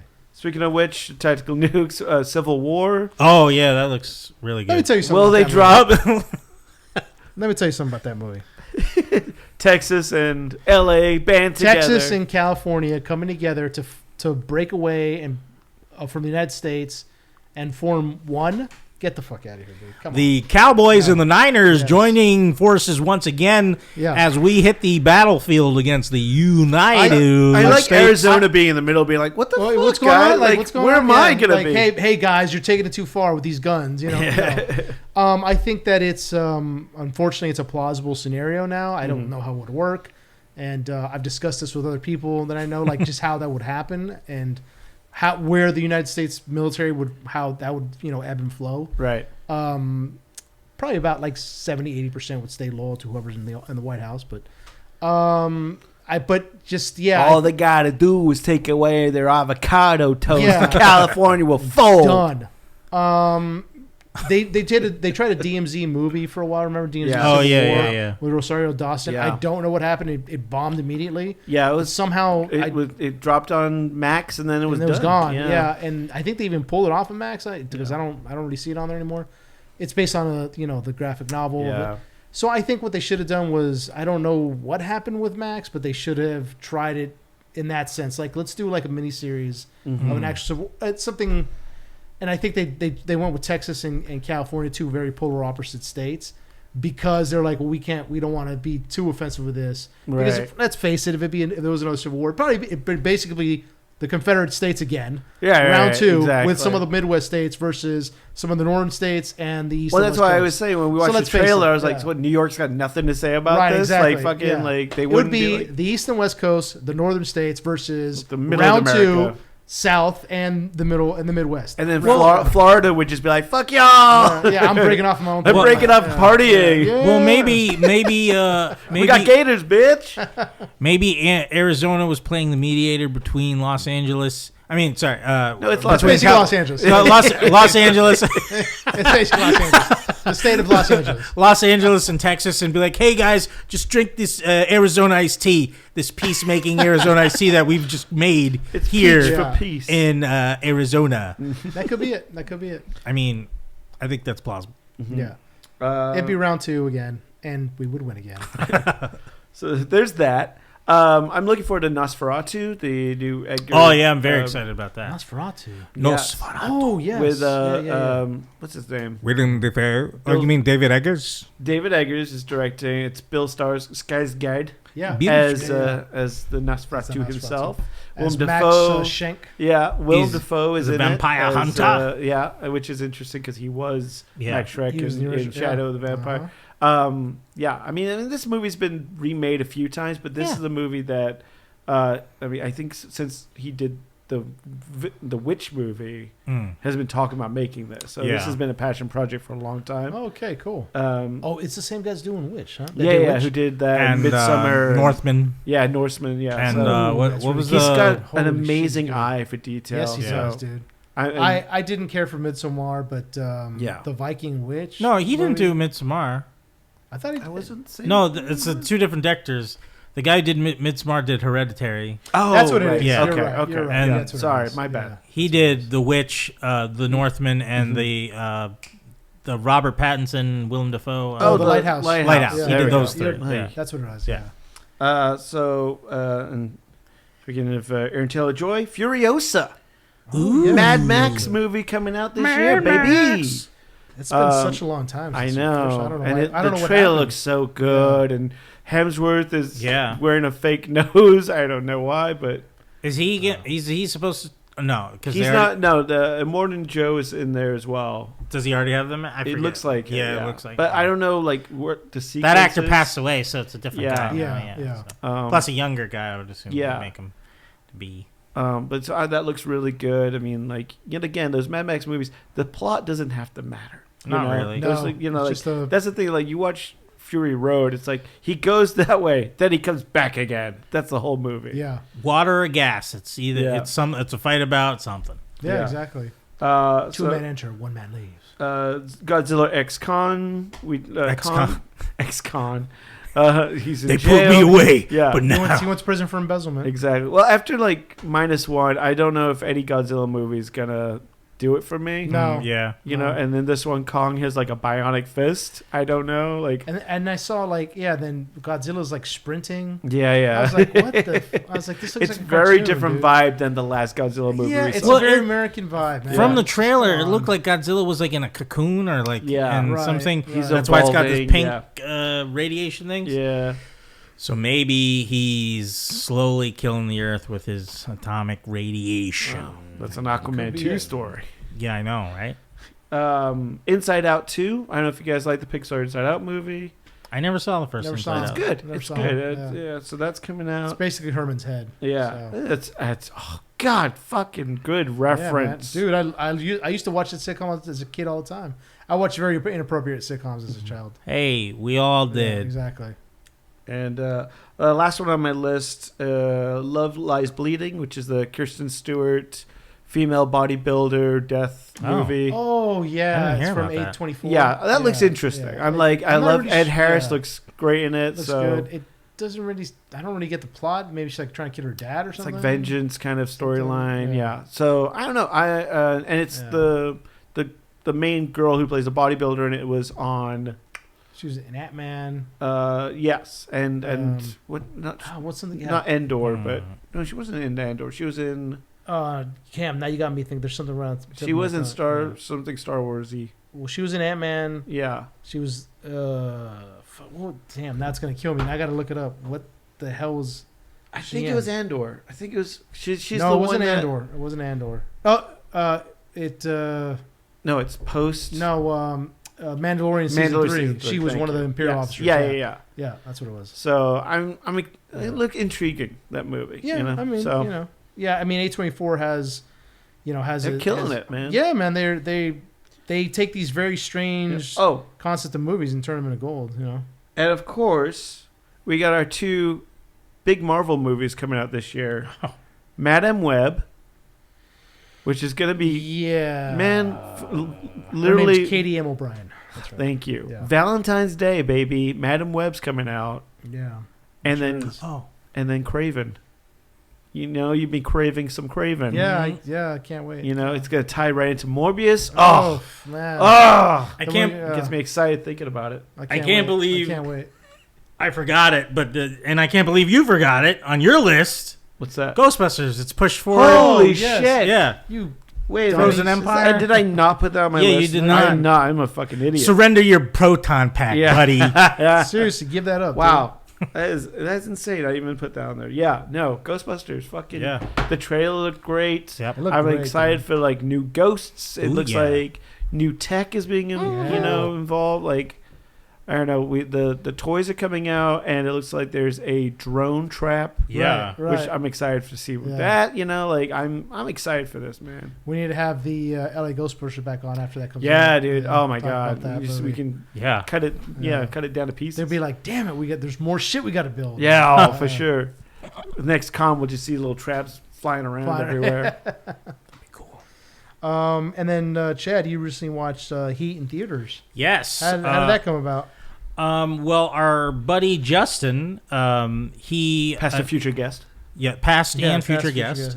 Yeah. He is a part of American Cinematheque, right? Yes. Did I pronounce it right? Yeah. And they run like special events, and they've been celebrating Michael Mann this past month because of Ferrari. Yeah. And so Blah blah with the wheel of Ferrari. yeah, this past Friday they were playing Heat, and I never got to see it in theaters because I was probably like me neither. grade school, like It was elementary. 96, 95, I think, 95, actually. yeah. Yeah, it was like a couple of years right after Yeah. the North Hollywood shootout. No, so. before.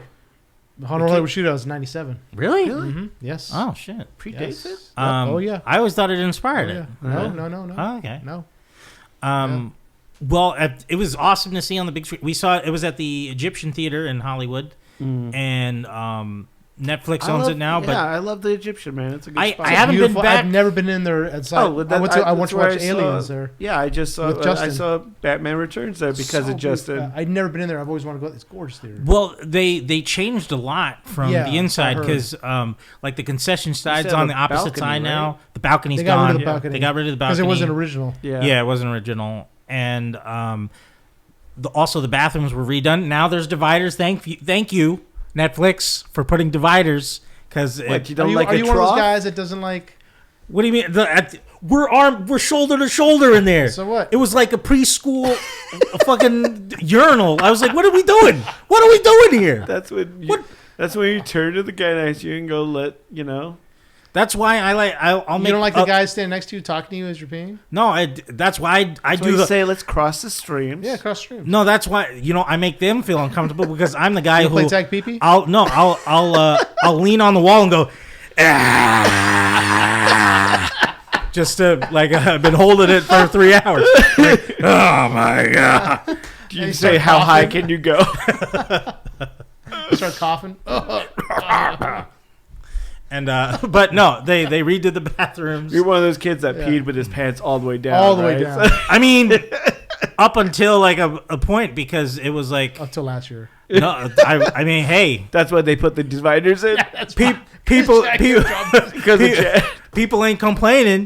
They weren't complaining. So.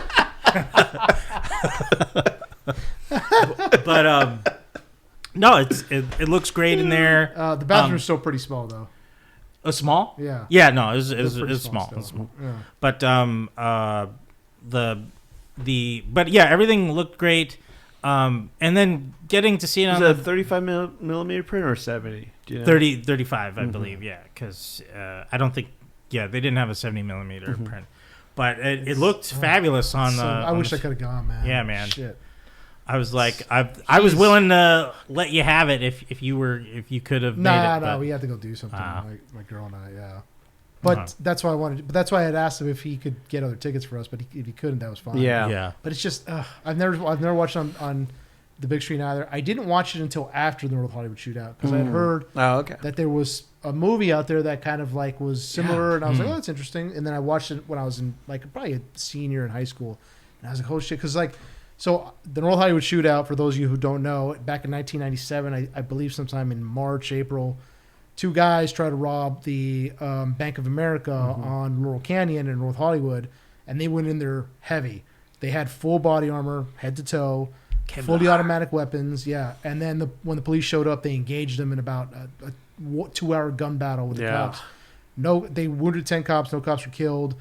And these I don't know how many rounds were spent. Over 10,000. Yeah, it was ridiculous. So the police were so outgunned that they actually had to go to a gun store and borrow weapons, assault rifles, to take these guys on. That because who knows where SWAT was at? They weren't available. And even if they did, they didn't think that SWAT had anything that could take them down, regardless. So the cops had to go and borrow guns. They didn't have any depleted uranium shells. See, that would have taken care of it. You know what I would have said? Aim for the head, guys. I mean, they didn't have a face mask on. It was just a helmet. I think they had a helmet, but I mean, just shoot him in the balls. Face, dude. Yeah. Shoot him in the face. Just keep repeatedly hit him in the balls. I can tell that you have never been in a gun battle. So what? Let me tell you something. Let me tell you a little secret. Yeah. It's not that simple. He's like, in Jersey it is. Yeah, in Jersey. Yeah. It's not. Yeah, it's. I'm sorry. It's not. It's like Jersey with these. I mean, you just account for. You just go to him and you go bada bing, and you got sprays all over your nice shoes. That's from. I got spaghetti all over my shoes. Get some bugaboo. But no, it's like the army. You shoot them all. You got to come up like this. So bada bing. No, you account. You see, you lick your finger. You count for the wind. Oh, and then as your finger's getting shot off by a round. Yeah. Well, no, that's like when you're sitting down behind the cop car. Chad's there with a windsock. He's looking at the leaves to see what's going on. And that's when he fires off. That's right. The wavy guy at the gas station, the which way he's blowing, and then I'm like, why didn't we have you in Iraq and Afghanistan? I know, man. We could have won the war, dude. You didn't have enough wavy wind guys in Afghanistan. That's brilliant, dude. That's if you watch American Sniper, that's what that movie's all about. If we had the wavy wind guys, we would have known where the Tiger won as they deflated. It's like, oh, there they go. Yeah. But yes, the North Hollywood. Just say mission accomplished as they're waggling around. Anyhow, Heat. The North Hollywood shootout, they failed. The two bank robbers, one killed himself, the other was wounded by police. And then they didn't call the ambulance for like 15 minutes. They just stood there like, fuck you, buddy. Yeah. Bleed out, you son of a bitch. So anyway, but in 95, Heat came out, and there's a big, obviously, whoever's seen Heat, there's this massive gun battle outside of a bank after they rob it. So it's funny enough. So that movie, we did this training when I was in the Army called SRT, Special Reaction Team. Basically SWAT, the Army's version of SWAT. We did a course with them. And they showed that scene as part of the training, really, in the classroom, as you're going over. What not to do, or what to do, like proper, because those guys were trained by military themselves. Yeah, they went by foreign military themselves just for that scene. Yeah, just for that scene, and how they move. So when you do like a classroom instruction, they're just like, okay, check out this clip, and so then they show real clips of real shootings, and they showed that as part of like the training course, and you're like, oh shit. And so, the way they move, how they suppress like the police as they move forward, it's called bounding. One guy lays down fire, the other guy moves up. Right. He gets in position, he fires, the other guy moves. So that's how. And then just the way they change their magazines, everything. It's very accurate. So, well, Michael Mann was there for a Q&A after, and like, how was that? It was pretty cool. Like it, although I heard he's like an encyclopedia when it comes to like stuff like that. Like all the details he's able to recount a bunch of details.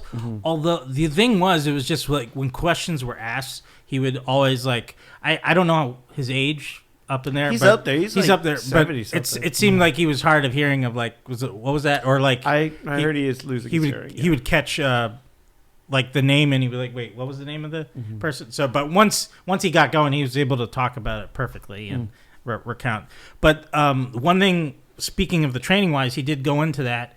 And he said specifically for Val Kilmer's character, the scene where he's quickly reloading, that scene especially is shown in for training for actual troops. Because apparently he was just talking about how actors are able to pick up stuff real quickly. Right. And apparently Val Kilmer got so good at it that he was like, people, like even the soldiers were like, oh shit, he was really good. Yeah, there's a way you train to like change your magazines out. It's not just like drop. It's just because you got to be quick with it. I've seen John Wick. You just flick that shit. Yeah, just flick it. Yeah, that's right. And he's able to just come down and send his belt. Yeah, That's exactly how it works. Yeah, that's exactly. How it works, yeah. I do it every day. Yeah. Saying Keanu's lying to me. How dare you? But also he was talking about going on ride-arounds, and like just seeing the LA area of like different. He's like never seen this side or the different parts of LA. The way the cops got Michael to see. Mann. Yeah, Michael Mann was. Yeah. He was just sitting like in the car with them and going around, and it inspired some of the areas that he had for Collateral or no for Heat. Oh, okay. Because like there's a lot of Collateral like that too. No, yeah, but like the chop shop that was like a real chop shop like place that they filmed. Yeah. And there was also there's one scene where they're walking through and they have like a dog fighting pit area, and apparently he everybody laughed at this because he was like PETA came in because originally it was supposed to be cockfighting, and they were like, get rid of the chickens, but you can do dogs. Like it's still okay. What? That's just funny that they would choose. Have fighting dogs instead of which I feel like fighting dogs is worse. Probably it is worse. It's a lot worse. Yeah. So then what? I mean, they're both pretty bad, but that was just a funny anecdote. We didn't for the what we're looking forward to 2024 Heat 2. Oh. Is that really coming now?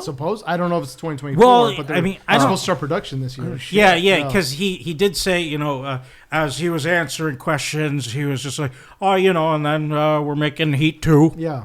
Shit. Supposed to start production this year. Shit. Yeah. And hotter than ever. Heat 2. I imagine it's going to be Al Pacino again. I imagine, but who knows? Sometimes coming out of retirement, you don't get that old. But I'm really old now, so how I think they're going to do is because it's continuing right at the end of Heat, so that doesn't make sense for Al Pacino to be, hey, so at least 20 years older. Yeah, it was a rough couple weeks. Oh dude, man, are they going to unless that's the thing? Are they going to de-age him like that? Was it the Iceman movie? I only wonder because. So Adam Driver supposedly is cast or is in rumors of being cast. It makes sense. But I mean, like if he's playing. Just did Ferrari. So. If he's playing De Niro or Al Pacino, it's like he's so much taller than both of them. Yeah, I don't know how that's going to work. So I don't know how it's because I know the book. It flashes or it's present day, and then it's like flashes back to how they became the characters they are in Heat, right, and stuff. So that's why I'm just like, okay, I don't know how you'll tell the present day part, but I could see them doing the more past. Driver as a young De Niro. Yeah. I mean, he's got the nose for Pacino, though. I think he could be a young Pacino. And he could do the manic, show me what you got! Show me what you got! She's big ass! She's got a big ass! And you got your head right up in it. Albert, what's wrong with you? He's so good. I had coffee with I forget the character's name. Yeah. Macaulay. I had coffee with Macaulay 4 hours ago. Yeah. It was great. Love it. We're gonna watch Heat right now. That's all we're doing after this. And the great thing about Heat is like you can watch it right now, and it looks like it was made last year. Yeah. It's because it's so slick and it's just so modern. It's just gosh, what a great movie that is, dude. What a great movie that is. Is there anything else as far as putting out? Oh, I know. We're going to be at Pasadena Comic Con on the 28th of January. Yeah. Pasadena. We just got a banner. Yeah. We'll be giving away some cool raffle tickets. Don't worry, Bruce isn't there. Huh? Banner, Bruce. Banner, don't worry, Bruce isn't there. Like you don't want to get our banner angry. Anyway, let me push up my nerd glasses. Anyway, please come, guys. We'll hear more great stuff like we're this. Not always like this, but yeah, we are. We'll be giving away raffle items, some cool toys, some Bleach items from the anime because it's a Bleach themed convention. There should be some interesting people that are lining up there. Yeah. We got I think Honky Tonk Man's gonna be there. Come on, Honky Tonk Man. Yeah, we got Larry Hankin, who was on Seinfeld. He was on Breaking Bad. Sam Jones, who was the original Flash Gordon. Yes. We got one of the guys who was in Warriors, the movie. The Warrior, Rob Ryder. You got Tom Kenny. Tom Kenny. SpongeBob. Greg the Hammer Valentine. Honky Tonk Man, we mentioned him. We got Jerry Miller from Growing Pains is coming. Wow. That's crazy. Yeah. And Michael Sorich, who's done a ton of voices. He was also, I think he did some voices for Bleach itself. He's also been in a bunch of Did other... we mention Tom Kenny? Yeah. Tom Kenny. Kenny. The one, the only. Joseph Rubinstein, who did a lot of comics in the past, especially in the 90s. Derek Riggs from Iron Maiden. Nice. Austin St. John, the original Red Ranger. He's going to be there. Oh, shit. Yeah. Pretty interesting. And then Eric Betts, who was I think he was like he did some of the stunt work on Power Rangers as well. Oh, yeah. So yeah, it's we've got a lot of interesting people who are going to be there. So yeah, I hope that I hope they stop by our booth and we can talk for them a little bit. I mean, yeah, that'd be sick. Yeah, and we're going to be giving away some cool raffle items, and all it takes to get a raffle ticket is follow us on Spotify and or Instagram. Yep. Or show up and prove Apple that Podcasts. you've done that, and we will give you a raffle ticket. Boom, boom. And then you may possibly win. And enter the Nerdom. Prize. It's pretty cool. We got some good stuff. Yes. It's not just trash we're going to win. We're going to win some good items. Yeah. All right. Take us out, Chad. That's been another episode of Enter the Nerdom. Thank you for listening and making it all the way to the end and tolerating all of our jokes, ? Right? And please, if you aren't already following us, subscribe, like, comment on our podcast on Spotify, Apple, and Instagram. And we'll see you next time. But also, don't forget, enter the Nerdom, exit the 2023 fire that was the year previously. We're starting. Yeah, it was a fire. No, I mean, it was a garbage fire. Yeah, 2023 wasn't great. It was a garbage fire of the. I don't know. What? Leave. Go.